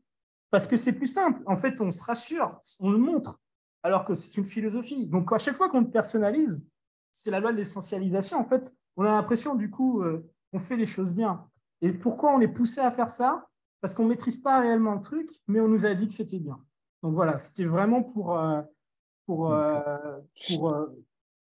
voilà, vous dire que c'est souvent, on pense que c'est une conséquence du fait d'avoir montré que c'était trop bien de faire ça. C'est ça, en fait, faut pas blâmer. Enfin, c'est rigolo, là, on se marre parce que, en fait, on arrive à des choses qui sont complètement absurdes. Mais au final, les gens, ils ont juste fait ce qu'on leur demandait. On a dit, ouais, fais les BDD, enfin, fais du BDD, c'est ton objectif, ou fais ça, c'est ton objectif. Bon, j'ai demandé à droite à gauche ce que c'était, et personne m'a su me répondre, et j'ai compris vaguement que c'était des TU, quoi. Mais oui, enfin, ils sont blâmables, ces gens-là, parce qu'ils sont censés se renseigner un peu quand même avant de faire n'importe quoi. Mais c'est quand même aussi, à mon sens, un des problèmes du mouvement, c'est que à force de prôner qu'on est l'élite et qu'on est les meilleurs, il y en a qui finissent par y croire. Et du coup, à l'inverse, à la fois, dans les gens en dehors, ils vont se dire, c'est eux les meilleurs et c'est génial. Du coup, il faut cargo-occulter leurs pratiques. Et de l'autre côté, tu as des gens qui vont être imbus de leur personne parce que eux sont craft et qui savent faire du TDD et du coup, qui est forcément meilleur que les autres. Parce qu'en fait, c'est ce qu'on nous vend partout. Partout, partout, partout, dans tous les meet-ups, dans tous les trucs comme ça, on vient nous dire que si on fait pas de craft, globalement, on est nul. C'est pas dit comme ça, mais finalement, le fond des choses, c'est quand même ça. On a des boîtes entières qui se montent là-dessus. Les boîtes qui font des formations des jeunes, ce genre de choses. Là. Il y en a carrément, ils parlent de redressement de carrière ou ce genre de trucs parce que on vient t'apprendre des fonctions, des pratiques de craft. En gros, tu es un développeur nul, viens chez nous, on t'apprend le TDD, tu vas devenir fort. Mais il y a des boîtes entières qui se montent sur ça, en fait. Ils appellent ça vraiment redressement de carrière. En fait, ils ne le communiquent pas comme ça, mais des gens en parlent. Les gens parlent de ce genre de choses. Parce que c'est super important de faire du craft, et si tu fais pas ça, ben, t'es nul. Et ce qu'il faut comprendre, en tout cas, c'est que quand tu es crafter, ta posture, ça ne doit pas être celle de se dire que tu es le meilleur. Tu n'es pas forcément le meilleur. Et les coachs craft, en priorité, en tête de pipe, on n'est pas les meilleurs. Et ce n'est pas le rôle d'un coach, de toute façon, d'être le meilleur. Globalement, là, si on regarde cette image-là, donc on a une chaîne Bolt, mais il y a fort à parier que la personne derrière lui, elle ne court pas plus vite que lui. Par contre, donc c'est son entraîneur, par contre, probablement que Usain Bolt, il n'aurait pas eu ces temps-là, il n'aurait pas été aussi loin s'il n'avait pas eu de coach. Le coach, c'est l'essence du coaching, c'est d'aider les gens à se dépasser, c'est d'aider les gens à faire en sorte qu'ils aient une discipline, à faire en sorte qu'ils aillent plus loin que ce qu'il aurait fait tout seul, etc., etc. Ça, c'est la posture de coach, c'est pas d'être le meilleur. Et en fait, aujourd'hui, des coachs craft, ils viennent en disant, en fait, c'est quand tu es un très bon développeur que tu deviens coach craft. Grossièrement, c'est ça. Et donc, du coup, bah, les gens qui sont coachés, ils te voient comme quelqu'un d'absolument génial, alors qu'en fait, tu connais des pratiques et tu veux juste ouvrir quelques chakras aux gens, leur montrer des choses, et ils te voient comme quelqu'un de super. Alors, pour refaire mon père Castor, un collègue qui arrive, bon, se revendique craft, etc., qui est coach craft dans son CV, etc., il arrive en entreprise, il ne même pas pour faire du coaching. Il arrive, premier jour, il dit, ah, c'est lui la tronche, il arrive. Ben, en fait, ça met une pression et lui, non, il ne se considère pas comme ça. Et du coup, on met une distance. En fait, les gens se mettent eux-mêmes une distance aussi. C'est-à-dire que le gatekeeping, il se fait par nous parce qu'on n'arrête pas de dire qu'on est les meilleurs, mais il se fait aussi à l'inverse parce que du coup, on croit qu'on est les meilleurs et qu'on n'arrivera jamais à atteindre ce truc-là. Et en tout cas, ce qui est important à comprendre, c'est qu'un crafter, c'est pas forcément quelqu'un qui est meilleur que les autres. Si tu veux amener les gens dans le craft, il faut pas leur dire que si tu fais pas, t'es nul. Ça marche pas. Ça, les gens se braquent et campent et se campent dans leur opposition.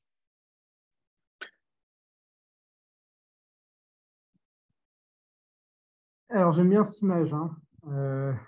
C'est l'idée de la tour d'ivoire.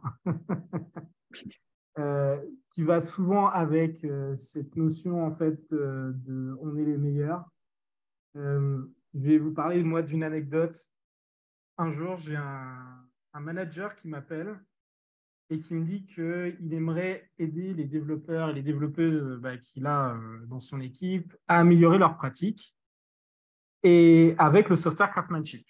Parce qu'il avait jugé que c'était les pratiques qui pouvaient vraiment vis-à-vis des peines qu'ils avaient améliorer les choses. Mais il a rajouté un truc, il m'a dit, surtout, ne dis pas que c'est du craft. Et là, je me suis dit, mais je vais demander, hein. Je lui ai dit, mais pourquoi il ne faut pas dire que c'est du craft? Il m'a dit, sinon ils vont te taper. Parce qu'en fait, ils ont déjà eu affaire à des coachs craft qui arrivaient en mode prédicateur, donc un peu comme ce que disait Yann tout à l'heure, hein, du genre, ah, vous ne faites pas de PDD, vous ne faites pas de BDD.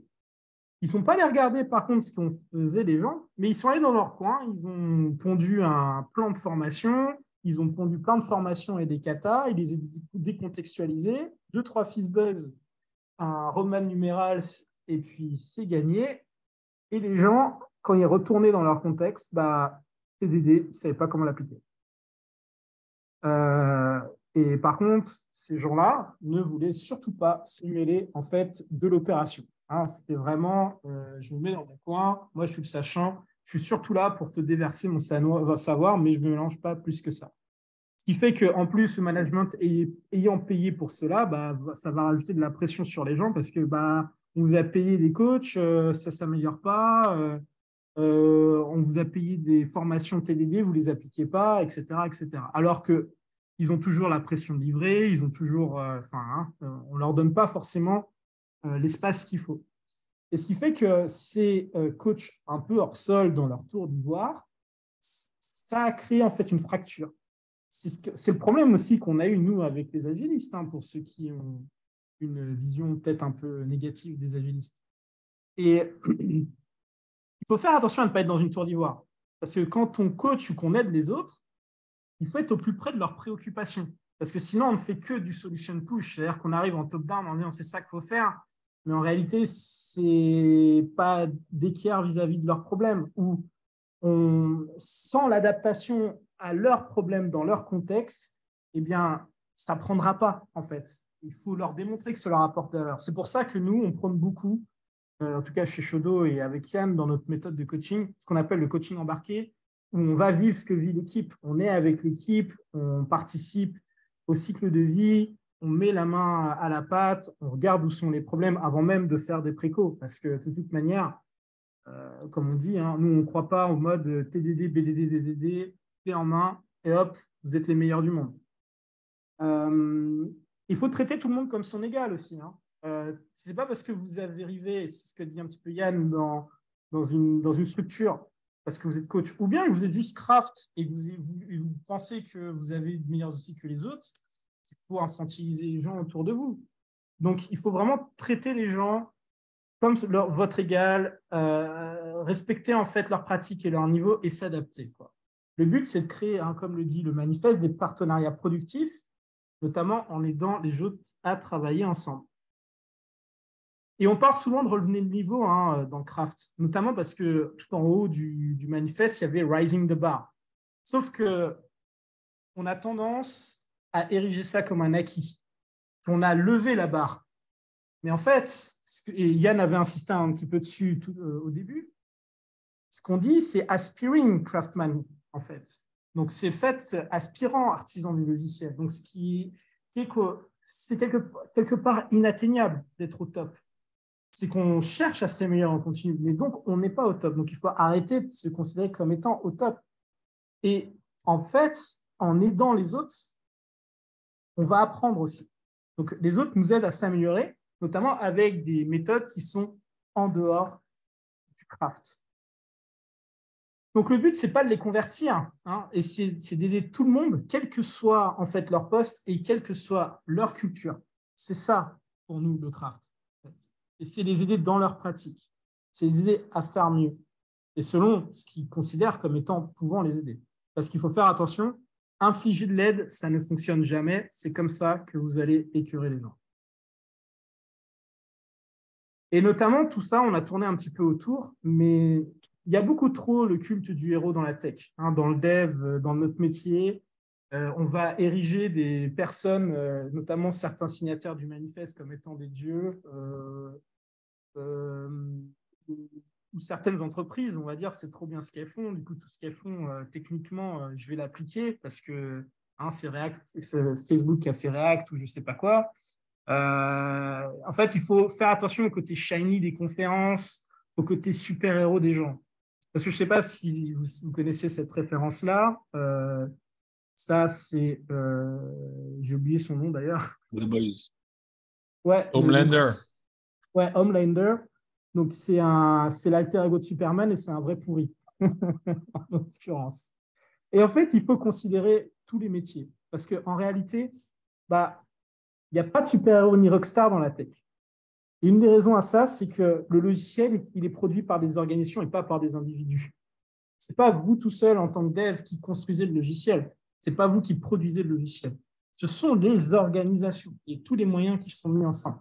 Mais c'est aussi les organisations qui vont limiter la manière dont les gens vont pouvoir interagir. Donc, vous voyez bien que c'est plutôt les organisations qui vont produire le logiciel que des individus. Ce qui veut dire qu'il faut considérer tous les métiers en réalité dans le dev. Donc, que ce soit les PO, parce que les PO sont un sport dans l'équipe, il faut s'entraider avec tout le monde. Parce que sans le métier, il n'y a pas de logiciel. Sans les ops, on va avoir du mal à opérer nos softs et déployer nos softs. D'ailleurs, un truc que je cite dans une autre conf, c'est une étude scientifique de 2008. Des chercheurs sur la code base de Windows Vista, ils ont démontré que la qualité de l'organisation avait plus d'impact sur la qualité du logiciel construit, donc de Vista, que des pratiques comme le code coverage, comme le code churn, comme la complexité du code, etc., etc. Ils ont démontré que ça avait plus d'impact sur la qualité que le test coverage. Donc, vous voyez bien que c'est l'organisation qui va primer sur le reste. Donc, l'organisation, ça compte. Donc, on peut être très fort sans être un super-héros. On a tous connu des gens très forts, mais il faut faire attention. Voilà. Mais voilà, ce qu'il faut faire attention, c'est créer les Avengers, ça marche rarement en fait. Et on a toujours tendance à penser que si on était avec les meilleurs gens qu'on a rencontrés, si on avait pris lui, lui et lui dans mon équipe, on aurait tout déchiré, on serait allé trop vite, on serait allé trop bien. Il faut se méfier de cette façon de voir les choses. En fait, la dynamique d'une équipe, elle n'est pas, c'est pas facile à mettre en place, pas du tout. Et pour le coup, je parle en connaissance de cause parce que chez Odo Studio, on a la prétention de créer des équipes opérationnelles pour pouvoir prendre des projets. Et c'est pas simple. Les dynamiques d'équipe, c'est vraiment pas facile. Et c'est pas parce que tu mets tous les meilleurs ensemble que ton équipe est meilleure. Et qui plus est que meilleur, en plus, c'est subjectif quand même. Hein. Mais globalement aussi, ce que je voulais juste rajouter 2 secondes par rapport à ce que tu disais, par rapport au raising de bar. Le raising de bar, en fait, on l'a compris comme étant, on va s'améliorer individuellement. Moi, j'ai levé la barre parce que j'ai élevé le niveau, parce que j'ai appris des pratiques. Mais en fait, le raising de bar, quand ils l'écrivent, j'en ai pas la certitude, mais je suis quand même convaincu que c'est ça. Il parle de l'industrie de l'informatique en entier. Il ne parle pas du développement. Il ne parle pas des développeurs. Il ne parle pas que du métier de développement. Il parle vraiment de l'industrie globale de l'industrie globale du développement. Parce que finalement, le craft, c'est pas que le code. Un logiciel bien conçu, c'est pas que un logiciel bien codé. Il y a beaucoup de choses, comme tu disais tout à l'heure, Julien, par rapport à l'organisation. En fait, il faut une organisation bien conçue aussi derrière pour pouvoir soutenir une équipe qui a envie de bien faire. Parce que c'est les organisations qui livrent le code au final. Si on prend un petit exemple, si tu fais du TDD, mais que tu livres une fois par an, bah, ton TDD, il va pas te servir à grand-chose. Il va peut-être te garantir une non-régression, mais la non-régression, elle sera jamais aussi bien garantie que le fait d'aller en prod souvent. Vous voyez un peu le fond de la question, c'est-à-dire que ce n'est pas que le code. Et aujourd'hui, les pratiques qu'on associe au craft ne parlent que de code. Mis à part le BDD, qui a quand même une dimension vraiment marquée d'organisation, parce que en fait, finalement, le BDD, on va favoriser les échanges entre les différents acteurs d'un projet. Quand on parle de solide, on parle de code. Quand on parle de faire des katas, on parle de code. Quand on parle du TDD, on parle de code, etc., etc. Et du coup, il faut comprendre que le craft ne parle pas que de code, on parle aussi d'organisation et de pratique et de soft skills, finalement, derrière. Et il y a quelque chose aussi dans lequel il ne faut pas rentrer, et dans lequel j'ai vu beaucoup trop de développeurs rentrer, c'est de dire, en fait, moi je suis crafter, je sais faire du TDD, je sais faire tout ça, du coup je suis un très bon codeur, je suis un très bon développeur, et tout le reste, je m'en fous. Du coup, je ne veux pas toucher à Jira, je ne veux pas toucher à ci, je ne veux pas faire ça, moi je veux développer, et je ne me parlez pas d'Ops, ne me parlez pas de tout ça, etc., etc.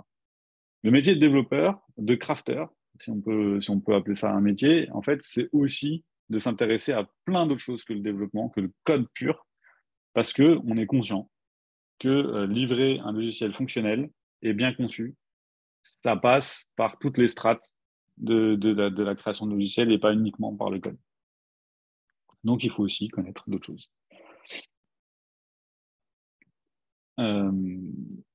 Et si on prend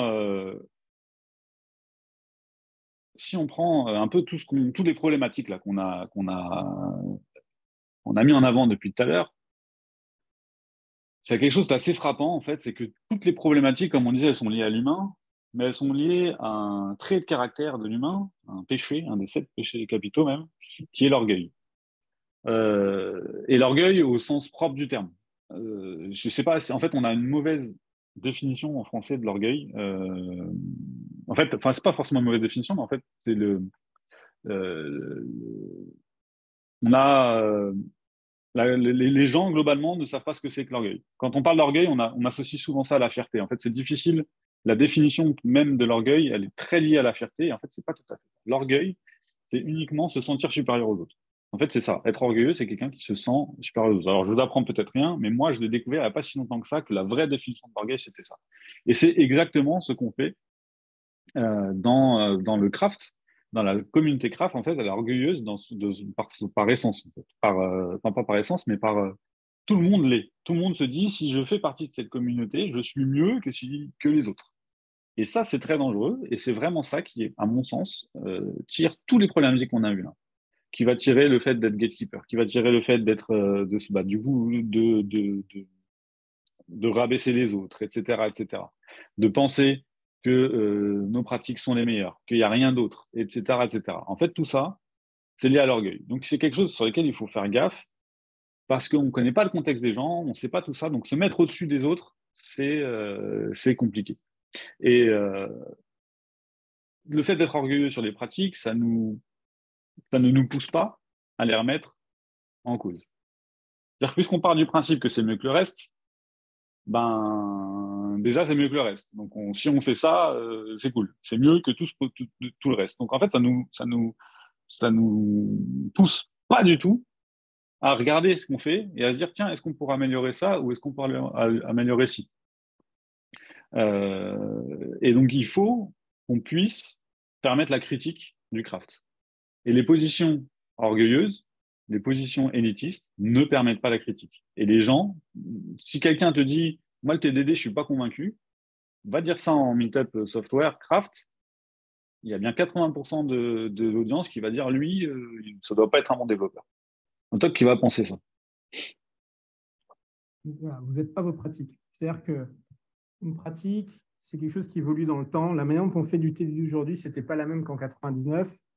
Avant 99, il n'y avait peut-être pas de TDD ou il y avait peut-être du TDD pas formalisé comme ça. Le BDD, pareil, hein, entre le moment où Dan North l'a inventé et maintenant, il y a eu de grandes évolutions.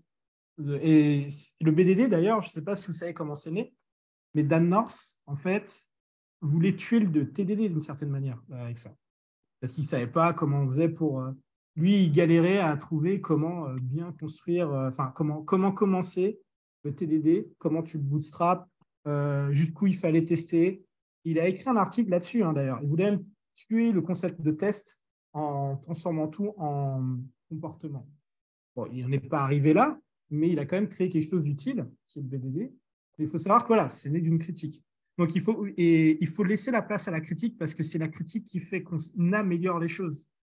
Alors, face à une critique, on a soit les personnes qui n'ont pas réellement compris ce qu'était le truc et on peut leur expliquer et de toute manière, bah, c'est un gain parce que si les personnes ne sont pas de mauvaise foi, ils vont comprendre et sur quoi ils se sont trompés. Parce qu'il y a des gens aussi qui ont de fausses images de ce qu'est le TDD, le BDD, le DDD, etc. Et si les critiques sont justifiées, bah nous, ça va nous permettre de nous améliorer. Mais le problème, c'est que souvent, ces crafters, vous critiquez une pratique, vous critiquez le TDD ou autre chose, bah, ils vont se sentir attaqués eux. Et pourtant, enfin, je ne sais pas si vous connaissez Egoless Programming, mais on vous disait lors d'une code review, il fallait être dur avec le code, mais pas avec les gens. Et que lorsqu'on critique le code, bah, on ne critique pas vous, en fait. Le code qu'on a produit, on ne vous critique pas vous. Hein, parce qu'en réalité, même quand vous écrivez tout seul le code, vous êtes quand même contraint par votre environnement qui fait que de toute manière, c'est l'organisation qui le produit. Mais là, c'est pareil, vos pratiques, quand on les critique, on ne vous attaque pas. Donc, il faut laisser une part de… une ouverture, en fait, à la critique. Parce que, encore une fois, aucune des pratiques n'est parfaite ni éternelle. Et c'est comme ça qu'on améliore les choses. Donc, pour résumer, le craft, pour nous, c'est une culture dont l'humain est au centre et où le contexte, le business, le design, l'organisation et la production comptent. Et comme les relations humaines sont au centre, eh bien, pour éviter les dérives, il faut savoir mettre son ego de côté. Donc, avec Yann, en fait, et d'autres collègues, notamment de chez Shodo, on s'est dit que ce serait bien de se dire, est-ce qu'on pourrait aider les gens avec une grille de lecture sur nos défauts de posture. On a créé un truc qui s'appelle Egoless Crafting pour comment dire, alors c'est pas un manifeste, hein, pas du tout. On va vous montrer d'ailleurs ce que c'est. C'est pas du tout un manifeste, c'est vraiment une grille de lecture pour aider chacune des personnes en fait à comprendre comment on peut s'améliorer dans nos postures, à prendre conscience de certains biais qu'on peut avoir quand on accompagne des gens ou quand en tant que crafter on essaye d'amener les gens au craft. Donc on l'a énuméré sur 10 principes. En fait, on s'est fortement inspiré des Goles Programming qu'on a comment dire généralisé aux pratiques. C'est pour ça que voilà, vous n'êtes pas vos pratiques, vous n'êtes pas votre code. Et il y a notamment Johan, un de nos hosts ici, qui nous a fait une belle infographie qui résume grandement les principes que nous, on met en avant dans les Ghost Crafting. Mais en gros, c'est juste un gros recueil. Là, il y a le petit avatar ici, Johan. C'est un gros recueil de tout ce qu'on vient de vous dire pendant la conférence. Donc, si ça vous intéresse de jeter un œil, c'est egolesscrafting.org. On a tout ce qu'on vient de dire en fait avec beaucoup plus de détails. On est très ouvert pour tout un tas de remarques vis-à-vis de ça. Mais voilà, on essaye de prôner le fait, en fait, de pratiquer le craft avec, alors c'est un concept américain, l'ego résilience. C'est le fait de se dire, parce que l'ego, tout le monde en a et c'est normal. Hein, mais la question, c'est le problème de l'ego, c'est quand vous écrasez les autres avec. Donc, c'est comment revoir un peu sa pratique du craft pour sa posture dans le craft, pour éviter justement ces problèmes d'ego. Encore une fois, ça ne remplace pas du tout le craft. Ce n'est pas une extension du craft, c'est une grille de lecture personnelle. Mais on envisage quand même de vendre des certifications à scale parce qu'on dit qu'il y a moyen de faire des... C'était une blague. On a besoin de thunes aussi. Hein. T'as dit quoi? On a besoin de thunes en plus. Alors, Et ça marche à chaque fois. Ouais, et ça marche à chaque fois. En tout cas, merci à tous. On a terminé là avec. Donc, on a pris un petit peu plus de temps, on est rentré un peu plus dans le détail. Mais on espère que ça vous a plu. Alors, je ne sais pas si on a un peu de temps pour des questions. Oui. Alors oui, on a un peu débordé, mais parce qu'il y a beaucoup plus d'anecdotes. Mais c'est super intéressant, donc de mon côté, il n'y a aucun problème. Tu dis que c'est de ma faute, c'est ça hein? Absolument pas. De toute façon, j'avais mis dans le chat, on va vous nommer les pair crafters, et puis on va faire comme ça. Du coup, si les gens ont des questions, soit vous pouvez vous manifester soit dans le chat, soit lever la main dans Zoom, je peux vous démute si jamais vous voulez directement la poser. Donc n'hésitez pas, hein, on a l'occasion de les avoir avec nous, c'est quand même super cool. En attendant, moi j'ai peut-être une question à poser déjà, histoire de gagner un peu de temps. Je vais me faire un peu l'avocat du diable.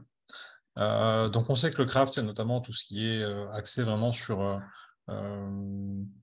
le mindset, hein, donc le fait de vouloir s'améliorer, d'être fier de son travail, d'être fier de ce qu'on fait, de vouloir le montrer, etc. Est-ce qu'on peut est-ce que c'est réellement possible de dissocier le mindset de la tech, étant donné qu'on parle de professionnalisme, qu'on parle de ce genre de choses? Il y a forcément quelque chose qui est un peu à trop compétence, non? Alors, du coup, non, vas-y si tu veux. Non, vas-y. En fait, bon, juste par précaution oratoire, en fait, là, notre conférence, elle n'est pas là pour cracher sur les pratiques. Hein. Pas du tout. On est vraiment conscient que ces pratiques, elles sont utiles. Le seul truc, nous, qu'on dit, finalement, si on prend si on essaie de résumer un peu ce qu'on dit, c'est que les pratiques ne garantissent pas les valeurs. Et qu'on préfère, nous, s'orienter sur les valeurs plus que sur les pratiques. Parce qu'avec l'une, tu auras l'autre. En fait, si vraiment tu as envie de suivre les valeurs, assez naturellement, tu seras guidé vers ces pratiques-là. Parce qu'en fait, vu que les valeurs, en fait, elles sont quand même portées par la communauté, qu'on a une espèce de relation 1-1 entre ces pratiques et la communauté, en fait, tu seras guidé par ça. Mais tu pourras toujours les ramener, ces pratiques, à ces valeurs-là. Donc, tu pourras les adapter si tu ne dénatures pas les valeurs. Et en fait, moi, c'est vraiment comme ça que je le vois. C'est-à-dire que, un peu comme Scrum et l'agilité, finalement, l'agilité, bah, c'est des valeurs. Scrum est censé te garantir que si tu fais du Scrum, tu vas rentrer dans ces valeurs. C'est pas le cas. Mais néanmoins, Scrum, il a amené énormément de choses. Donc, le but n'est pas de cracher sur les pratiques. Il y a une forte corrélation quand même entre les pratiques et les valeurs, parce que ceux qui les ont créées, ils les incarnent, les valeurs. C'est ceux aussi qui les ont trouvées, des valeurs, enfin, trouvées, qui les ont écrites. Mais il ne faut pas vraiment, ce qui est dangereux, c'est de mélanger les deux, enfin, de penser que les pratiques t'amènent les valeurs. Ça, c'est compliqué. Moi, c'est vraiment comme ça que je le vois. Après, je ne sais pas si tu as une autre façon de répondre à la question, Ah oui, mais j'ai une Julien. autre façon de me répondre. Donc, la question, c'est est-ce que, en fait, c'est pas un problème de mindset des gens et que par le professionnalisme, en fait, c'est un problème de professionnalisme, en gros, c'est ça? Non, non, enfin, parce qu'on on met beaucoup l'accent sur notamment tout ce qui est valeur et mindset, mais est-ce que du coup c'est réellement, est-ce que c'est vraiment dissociable de la partie technique quand on parle de professionnalisme? Alors, Euh, oui, parce que, en fait, si tu écoutes Snowden, euh, je crois que c'est Snowden qui s'appelle, enfin, celui qui a formalisé Kinevin, il t'explique que tu ne peux pas changer le mindset des gens. Parce que tu t'attaques à leur système de valeurs. Donc, la notion de professionnalisme, elle est pareil, à géométrie variable. Tu ne peux pas considérer qu'une personne qui est passionnée va mieux faire son travail qu'une personne qui n'est pas passionnée par le dev. Parce que peut-être que tu as des gens qui, pour eux, le dev, c'est un travail, alors sans que ce soit le côté péjoratif du terme alimentaire, mais si tu veux, ce qui leur fait kiffer dans la vie, c'est autre chose. Est-ce que ces gens-là vont être moins professionnels que les autres? Pas forcément. Donc oui, tu peux dissocier le mindset des pratiques et de la technique. Parce qu'en réalité, ce que t'explique Kinevin, qui est quand même un méta-pattern qui t'explique justement que selon le contexte, tu as plus ou moins de choses qui vont fonctionner, c'est que le mindset, en fait, il s'acquiert justement par la pratique. Parce que tu as besoin de te rendre compte du pourquoi c'est important. Et donc, tant que tu n'as pas été confronté au pourquoi, il y a de fortes chances que tu t'en rendes pas compte. Et même vis-à-vis de ça, en réalité, tu pourras jamais changer le mindset des gens totalement. Parce que enfin, les gens ont des visions politiques différentes, elles ont des croyances différentes. Donc, tu es obligé de dissocier. Et au final, on ne fait que composer du code. Enfin, on compose des équipes avec des gens qui sont foncièrement différents.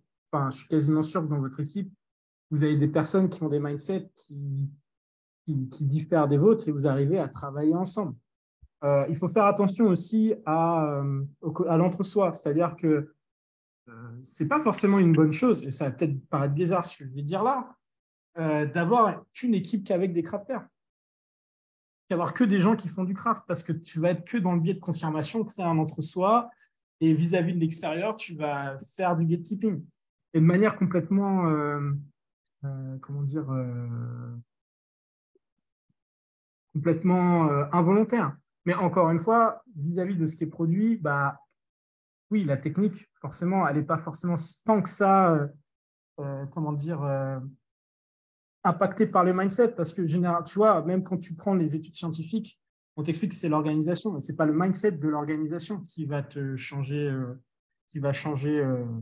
Alors, ce n'est pas tout à fait vrai, parce qu'en fait, tu as des patterns d'organisation où tu as plus d'autonomie qui te montrent que généralement, là où tu as plus d'autonomie, tu as plus d'engagement et que tu as comment dire, de meilleures performances. Mais le truc, c'est que généralement, là, tu es en train de parler du système de règles et le système de règles oppressives qui s'applique sur les personnes plus que le mindset des personnes d'un point de vue individuel. Bon, après, je ne sais pas si c'était la réponse que tu voulais, mais Mais je voulais pas une réponse en particulier. Donc, d'accord. mais en tout cas, merci pour les deux réponses. Et du coup, il y a pas mal de questions qui pop dans le chat. Et j'ai pas envie de monopoliser le temps pour moi. Du coup, je vais essayer de les récupérer. On a Julien qui nous demande, finalement, avec tout ce que vous avez dit, pourquoi vous revendiqueriez-vous crafter? Pourquoi ne pas se revendiquer d'XP, qui fait le pont entre l'humain et le technique, entre individu et équipe, et qui définit les valeurs de manière claire, dont découlent des principes et ensuite des pratiques?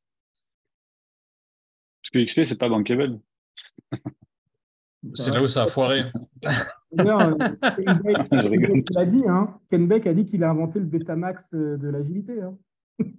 Pour ceux qui ne savent pas ce qu'est le Betamax, c'est le truc qui était concurrent au VHS à l'époque et qui était bien mieux que les VHS. Alors oui, non, c'est pas parce que moi, je me revendique comme un practitioner de l'XP, mais je trouve que dans le craft, il y a des choses qui complètent l'XP. Et l'XP, si tu veux, même l'XP, de la manière dont elle est pratiquée aujourd'hui, je pense que elle est quand même vachement influencée par les pratiques du craft, c'est-à-dire avec tous les katas, etc. Enfin, l'amélioration continue. Il y a beaucoup de choses qui est dites dans XP, dont la théorie, elle est un petit peu, peuvent être un petit peu surannée, que d'autres pratiques du craft ont potentiellement amélioré. Donc, de dire je suis plutôt XP que bidule, enfin, pour moi, XP, même XP, oui, ça tape dans la philosophie, mais enfin, c'est une manière d'implémenter les choses. C'est pour ça qu'on en revient, nous, aux valeurs, tu vois, aux valeurs du craft.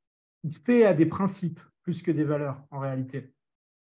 À partir des valeurs, enfin, tu définis des principes qui, pour moi, en fait, sont dans le sens du craft. Il y en a qui disent que le craft, c'est un retour à l'XP. Bon, bah, si c'est un retour à l'XP, c'est un retour en demi-teinte, hein, parce que mais je ne pense pas qu'il faille faire la dichotomie. Moi, je ne suis pas pour toi, Yann. Non, mais parce qu'en fait, après XP, c'est pareil. Enfin, moi, en tout cas, de ce que je connais d'XP ou de ce que les gens en parlent autour de moi, c'est des pratiques. En fait, c'est que des pratiques. C'est faire du pair programming, c'est machin, c'est des trucs comme ça. Au final, oui, mais ça va dans le sens. En fait, c'est pareil. Mais moi, enfin, finalement, le problème, et ça revient un peu à ce que disait du coup Geoffrey par rapport à dans le chat. Donc, toi, tu n'as pas le chat, Julien, juste pour tout le monde, c'est que il dit quand toutes les ESN et les chasseurs de tête auront en eux le keyword craftsmanship, on va trouver un autre concept. Et j'ai l'impression qu'en fait, on est victime d'une sorte de communautarisme parce qu'on essaie de regrouper et que d'autres acteurs utilisent cette commu pour de mauvaises raisons. Coucou l'agilité. Et j'ai l'impression qu'il n'y a pas de porte de sortie. Euh, Là, je suis d'accord avec ce constat-là. Et au final, moi, je ne cherche pas à me revendiquer de tel ou tel mouvement. Je cherche pas à me dire, bah ouais, en fait, moi, je suis d'XP ou je suis de machin ou je suis de truc. Euh, c'est toujours pareil. En fait, c'est que tu arrives. J'essaie d'éviter les étiquettes. J'essaie de. Parce que autant la software craftsmanship, la communauté, elle a bonne presse aujourd'hui, dans la majorité des cas, mais autant il y a des gens quand même qui sont contre. Et donc, du coup, venir avec cette étiquette, bah, des fois, tu te retrouves face à des gens. C'est compliqué d'aller les chercher. Enfin, c'est compliqué même de leur parler, parce qu'en fait, tu t'associes à un truc et tu prends tout. Moi, j'ai vraiment eu des discussions avec des gens où tu sais que c'est pas contre moi qu'il en avait, c'est contre le fait que mon poste, c'est Coachcraft.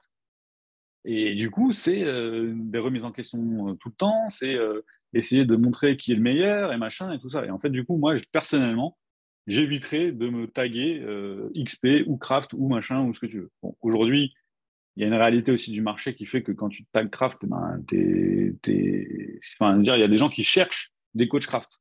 Donc, ben, quand tu arrives, tu es forcément tagué à partir de ça. Mais voilà, pour moi, peu importe en fait qu'on soit XP, craft, machin, etc.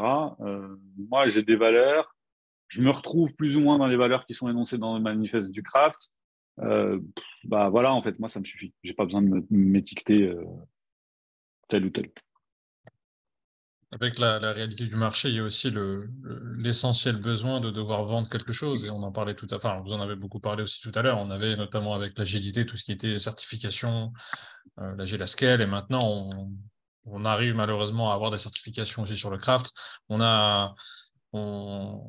le craft prend un petit peu la même direction. Alors, est-ce qu'il est déjà trop tard pour redresser la barre? Je ne sais pas. Mais dans la mesure où il y a un slot à combler avec le mot craft.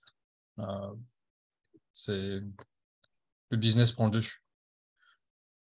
On avait aussi une question un peu plus haut, Tinel. Finalement, la question à se poser quand on est craftsman ou craft person, non genré, comment partager mes valeurs avec mon équipe? Est-ce que c'est ça la question à se poser finalement quand on est craft? En fait, la question ajoute plus dans le pourquoi que dans le comment.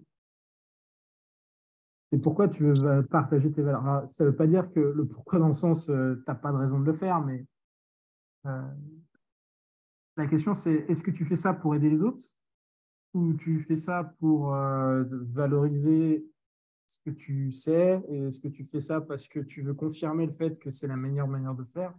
En fait, c'est pour ça que c'est une question de posture en réalité. Et quand tu es naturellement dans l'aide aux autres, c'est un petit peu l'anecdote que donne Yann hein, vis-à-vis du DDD. C'est-à-dire, en tout cas, moi, je suis un gros pratiquant du DDD. Si j'arrive et je vous dis, OK, je vois les problèmes que vous avez, c'est le DDD qui va vous sauver, il faut faire event storming 3 jours, context map 2 jours, et apprendre ce que c'est qu'un agrégat, une entité, un value object, l'event sourcing, le CQRS, etc. On va noyer les gens. Et en fait, là, pourquoi je fais ça? En fait, je me valorise en faisant un truc pareil. En demi-teinte, en interligne, ce que je dis, c'est que j'en sais plus. Donc la question, c'est pas vraiment le comment, c'est plutôt le pourquoi. Et quand tu as le pourquoi, bah, le comment, il arrive de manière beaucoup plus naturelle. Tu vois des gens galérer, ils galèrent avec les prix, comme dit Yann, ils galèrent avec des prix. Un coup, c'est en centimes, un coup, c'est pas en centimes, ça se mélange, ils comprennent plus rien. Tu sors ce que tu as qui aide en fait vis-à-vis de leurs problèmes. C'est comme ça qu'en fait tu vas partager tes valeurs avec les autres. C'est pour ça que dans Kinevin, on dit que c'est par les pratiques que les gens vont changer leur mindset. Donc, tu les aides à adopter des pratiques, mais pas dans le sens pour adopter les pratiques, parce que tu les aides à surmonter des problèmes. Donc, en faisant ça, tu crées de la valeur, tu crées de l'engagement, et ils seront plus à même d'être à l'écoute. Et tu n'es pas vraiment dans la conversion, c'est-à-dire que tu n'es pas là en mode évangéliste. D'ailleurs, c'est un terme que je n'utilise plus, moi, personnellement, outre le fait que ça renvoie à des périodes pas très cool de l'histoire. Il y a ce côté où on détient la vérité et on va dire aux gens, aux mécréants qui ne croient pas en notre Dieu, que c'est ce Dieu-là qu'il faut croire, quoi. Donc, en fait, c'est pour ça que, si tu veux, en fait, le comment va découler de ton pourquoi. Donc, c'est pour ça, je te dis, pose-toi plutôt cette question-là. Je sais pas si tu veux rajouter un truc, Yann, là-dessus. Non, moi, je trouve ça bien comment partager nos valeurs, mais après, les valeurs, c'est pareil, tes valeurs à toi ou les miennes, elles sont pas complètement, elles sont pas one-one avec celles du craft. Tu vois, il y a toujours des subtilités. Enfin, les valeurs, c'est très personnel, en fait. Donc, moi, je suis d'accord avec toi, Julien, quand tu dis il faut se poser la question pourquoi, en fait. C'est quoi qu'est-ce qui va pas dans ton équipe? Essaie de régler ce qui va pas avant de se poser la question de comment je pourrais faire en sorte qu'ils fassent plus ou moins comme moi. Tu vois, c'est, est-ce que ça pose problème, en fait, que les gens soient différents, qu'ils n'ont pas les mêmes valeurs, alors fondamentalement, valeurs morales, etc. Oui, ben, il faut un socle commun, mais valeurs dans le travail, tant que tu n'es pas complètement diamétralement opposé, tant que tu n'es pas entouré de gens qui sont là pour faire un boulot alimentaire, est-ce que tu as besoin d'aller. Est-ce que tu es vraiment sûr que tu gagnerais quelque chose à essayer de convertir, entre guillemets, les gens autour de toi? Moi, je pense qu'il faut se poser la question. Après, par contre, ce qui est sûr de ce que tu dis, c'est que c'est beaucoup mieux de se dire comment je vais essayer de propager, ou enfin pas propager, mais comment je vais essayer de faire en sorte qu'on partage tous les mêmes valeurs. C'est beaucoup mieux de se poser cette question-là que de se dire comment on va faire en sorte de partager les mêmes pratiques parce que c'est forcément celle-là qui fonctionne. Je pense que Parce que si vous avez un socle de valeurs, ce sera plus, vous irez plus dans la même direction facilement. je pense que c'est là où ça doit être intéressant de se focus sur le pragmatisme. C'est-à-dire que, comme c'est l'exemple que Julien a mentionné avec de Yann un peu plus tôt sur DDD, il faut simplement raisonner sur un problème, enfin, apporter une solution à un problème et juste pas tomber forcément dans le cargo cube de dire parce que vous avez besoin d'un tout petit truc, on va ramener tout DDD, mais dire simplement il y a besoin de ça, il y a quelque chose qui existe dans un framework pour résoudre un problème et on va prendre juste ce dont on a besoin. C'est peut-être une Et en plus, vision. ça évite les frustrations aussi, hein, parce que venir en tant que dev, essayer de mettre en place le DDD, bah, bon courage. Hein. Parce que c'est changer un mindset, c'est changer une organisation, c'est changer quasiment toute l'entreprise. Ça n'arrivera jamais. Faut Donc en avoir fait, envie si de tu vendre des pars avec formations. cette idée-là, oui, mais après, c'est des formations. Même s'ils veulent se former, ils viendront probablement pas te chercher toi dans l'entreprise si tu es là en tant que dev. Donc au final, c'est peine perdue. Donc, en tout cas, le DDD. Après, l'idée, c'est de se dire, ouais, il faut avoir un insight des problèmes, en fait. Voir petit à petit, quels sont ceux que tu peux régler, voilà. Mais c'est bien de connaître plein de choses, en fait. C'est bien de connaître toutes ces pratiques, tous ces bouquins, etc., de les avoir lus, de connaître, parce qu'en fait, ça te permet d'aller piocher dedans pour régler les problèmes. Tu as des solutions dedans, mais des solutions qui sont quand même contextuelles. Et en plus, c'est des solutions qui ont... enfin, dire, DDD, je sais plus quand c'est, mais ça a 20 ans, moi, le bouquin, il est 2003, vieux ouais. quand même. C'est 20 ans. 2003, ouais.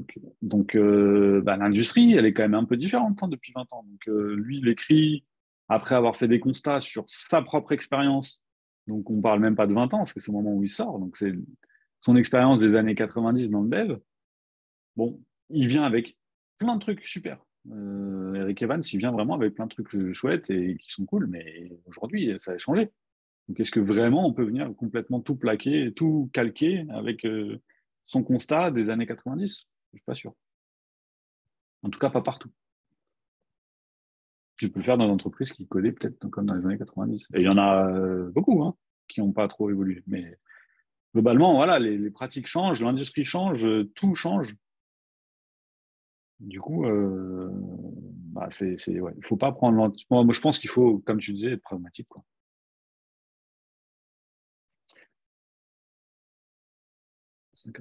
Alors, ouais, on a un retour d'expérience de Geoffrey dans le chat que je pense qu'on est beaucoup à être passé par là, malheureusement. Oui. Donc, un des soucis que j'ai eu dans mes précédentes expériences, c'était l'incapacité à montrer un quelconque avantage sur des pratiques telles que TDD, pattern tactique de DDD, archi-exa, trop d'énergie dépensée pour très peu de résultats, ça, plus le temps nécessaire pour monter en compétence soi-même et les autres. Le management n'est jamais bien chaud et là, tout est perdu. Oui. Là, on touche souvent à des problèmes de culture et des culturels organisationnels, de façon générale. Oui, c'est ça. Mais je pense que en fait, c'est toujours la même question. C'est-à-dire pourquoi est-ce que tu voudrais pourquoi est-ce que tu voudrais faire en sorte que l'équipe elle fasse du TDD, qu'elle fasse des patterns tactiques du DDD, etc. C'est quoi que tu cherches à régler? Si tu pars du problème et que tu arrives à régler ces soucis-là en utilisant ça, tu arriveras à le mettre en place. Mais je pense que c'est vraiment comme ça qu'il faut voir les choses. Vraiment. Enfin, je suis convaincu de ça. Si tu viens pas régler un problème, en fait, si tu viens avec une solution sans avoir mis en avant le problème, c'est normal que les gens soient réfractaires, en fait. C'est pourquoi tu veux que je m'emmerde à faire ça? Je sais pas où ça me mène, en fait. Je... Ça a l'air mieux, oui, ça a l'air mieux de faire de l'architecture hexagonale que de l'architecture n-tiers classique, ok. Mais concrètement, ça change quoi à ma vie? Rien. Quel problème tu règles? Ça? Et en fait, c'est vraiment autour de ça qu'il faut comprendre. C'est pour ça que le contexte est primordial. Et c'est important qu'on l'ait en tête, en fait, je pense, vraiment. Parce que, comme tu dis, sinon, tu vas dépenser ton énergie pour rien. Et à un moment, de toute façon, il te faudra l'aval du management, etc., etc. Et potentiellement, tu vas te faire des ennemis. Ce sera pas cool pour toi, en fait. Euh, alors que si tu viens en étant un peu plus pragmatique, en te disant, bah, voilà, bah, tel problème, là, celui-là, tu vois, si on avait une archi qui était plutôt designée comme ça, on aurait plus de facilité de changer de framework de base de données ou de changer de je sais pas quoi, ou ce genre de truc. Mais tu pars d'un problème, d'un constat, et t'offres une solution. Et là, les gens vont suivre. Et c'est naturel, en fait. Je pense.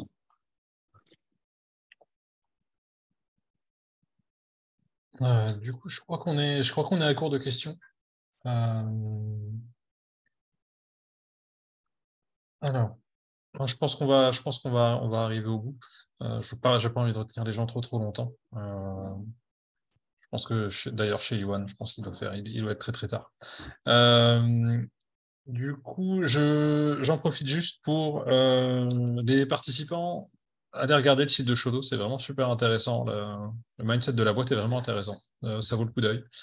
Et avant de terminer, je voulais vraiment remercier Julien et Yann d'avoir pris le temps de venir partager, discuter, présenter le talk une nouvelle fois. Et avant qu'on se quitte, un peu pour savoir ce qui se passe de votre côté, qu'est-ce qu'il y a de bien en ce moment chez vous? Est-ce que vous avez un nouveau talk en préparation? Est-ce que vous avez un truc sympa qui va sortir avec Shodo Studio? Est-ce que voilà, si vous avez des choses à mettre en avant, faites-vous plaisir. Pas de spoiler? Non, mais non, c'est pas ça. Alors, du coup, d'un point de vue talk, moi, j'ai rien en préparation vraiment. Il y a une idée là qui me trotte depuis un moment, c'est essayer de, en fait, dans toujours ce côté rising de bar de l'industrie du développement, je pense que on a peut-être fait un petit pas avec le craft, mais je pense qu'on en est très loin. Et aujourd'hui, il y a des soucis dans l'industrie du développement qui sont flagrants tous les jours, et notamment aussi sur la posture des développeurs, en fait. C'est-à-dire qu'on ne se rend pas compte du pouvoir qu'on a, et on l'utilise à mauvais escient, on l'utilise juste d'un point de vue perso, pour gagner plus de thunes ou pour avoir plus de confort. On utilise ce confort-là, que ce confort d'avoir le plein emploi, d'avoir tout ça, on l'utilise, à mon sens, mal, parce qu'on l'utilise qu'à des fins personnelles. Et que du coup, on pourrait, à mon avis, avoir des choses un peu plus loin, un peu plus long terme, et se dire qu'on a vraiment des problèmes réels à régler par nos capacités. Et c'est un peu flou tout ce que je veux mettre dedans, mais voilà, il y a un sujet comme ça qui me taraude depuis un moment. Et notamment, ça fait partie aussi de Shodo Studio, en fait, d'essayer de trouver des projets qui ont du sens, mais pas forcément qui ont du sens parce qu'ils sont éthiques d'un point de vue sociétal. Je pense que tu peux trouver enfin, évidemment qu'on va privilégier ces projets-là, mais c'est pas forcément ça quand je dis qu'ils ont du sens. C'est-à-dire on peut avoir un impact dans les projets. En fait, moi, en tant que j'ai travaillé dans une SN enfin, une grosse partie de ma carrière, en fait, tu arrives, tu es bombardé au milieu d'une boîte où il y a 30 000 développeurs. Bah, en fait, tu n'as aucun impact. Tu as beau faire ce que tu veux, il ne se passe rien. Et il ne se passera jamais rien, en fait. Et donc, du coup, nous, l'idée, c'est d'essayer de trouver des petites boîtes dans lesquelles on peut avoir un impact. On peut essayer, dans cette posture qu'on a là, d'essayer de faire du legacy remediation, bah, de trouver des boîtes qui sont en galère, en fait. Il y a plein de petites boîtes qui ont des problèmes techniques, mais qui ont des super idées, mais qui n'arrivent pas à les mettre en place. Ben, du coup, c'est plutôt essayer de cibler ces boîtes-là en disant, bah, nous, on va avoir un impact chez vous. On va peut-être, ça se trouve, on va sauver des emplois parce qu'on va essayer d'améliorer les choses, qui fait que vous allez recruter des clients, etc., etc. Et donc, c'est plus sur ce genre de choses-là que Shodo Studio veut se positionner. Et donc, potentiellement, ça peut arriver, quoi. Ça peut arriver dans les prochains mois d'avoir des espèces de succès comme ça. Ça a l'air super chouette, en tout cas. Merci. Juste, j'avais pas ce qui sonne, j'arrive. Et Julien, le mot de la fin? Ouais, alors je vais être bref. Là, nous, on ouvre une antenne sur Lyon. Ça va être notre grosse ouverture Shodo. On réplique nos pratiques, enfin, notre mindset, etc. Donc, on n'a pas une logique expansionniste. Hein. C'est souvent de nos membres qui décident d'aller habiter hors de Paris et qui disent j'aimerais bien me lancer dans l'entrepreneuriat. C'est comme ça que Shodo Studio s'est lancé. C'est comme ça que Shodo Nantes s'est lancé parce qu'on veut rester petit. Sinon, d'un point de vue plus personnel, là, j'ai été très prolifique en termes de création de talk l'année dernière. Donc, je n'ai pas créé de nouveau talk dans cette première partie d'année. Je vais surtout, là, mon talk qui tourne le plus, c'est celui sur la loi de Conway, que bien sûr, je vous invite à regarder. Où on parle justement de l'impact de votre organisation sur la qualité de ce que vous produisez, quel que soit votre profil. Et on essaie avec Yann de faire de faire tourner notre talk là sur une valeur du software craftsmanship, mais c'est pas simple parce qu'il y a des gens qui ont des idées très arrêtées sur le craft. On a vu que ça passait pas forcément partout, même si on a eu la chance quand même de le donner en conf. Et sinon, moi, je suis fondateur d'un truc qui s'appelle Craft Records, qui aide les gens à devenir speaker en conf. Et depuis l'année dernière, on organise ce qu'on appelle des tremplins, et qui sont réservés aux personnes qui n'ont jamais donné de conférence. Le but, c'est de donner des alternatives au CFP classique, une candidature quand tu veux proposer des confs à une conférence, et avec un accompagnement. Et cette année, on l'organise avec Mixit. On vient de faire la sélection des candidats et candidates. La semaine du 27 mars, on a la soirée du tremplin co-organisée avec Mixit et les Duchesses Lyon. Si ça vous intéresse, c'est que vous êtes. Alors après, je ne sais pas si là, on a des gens qui sont exclusivement à Luxembourg, mais je fais quand même un petit peu de pub pour ça.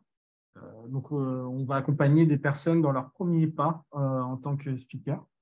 Donc, c'est assez cool. Et je pense que c'est tout pour moi. Non, nickel, j'avais vu passer cette histoire de tremplin, c'est vraiment une super initiative.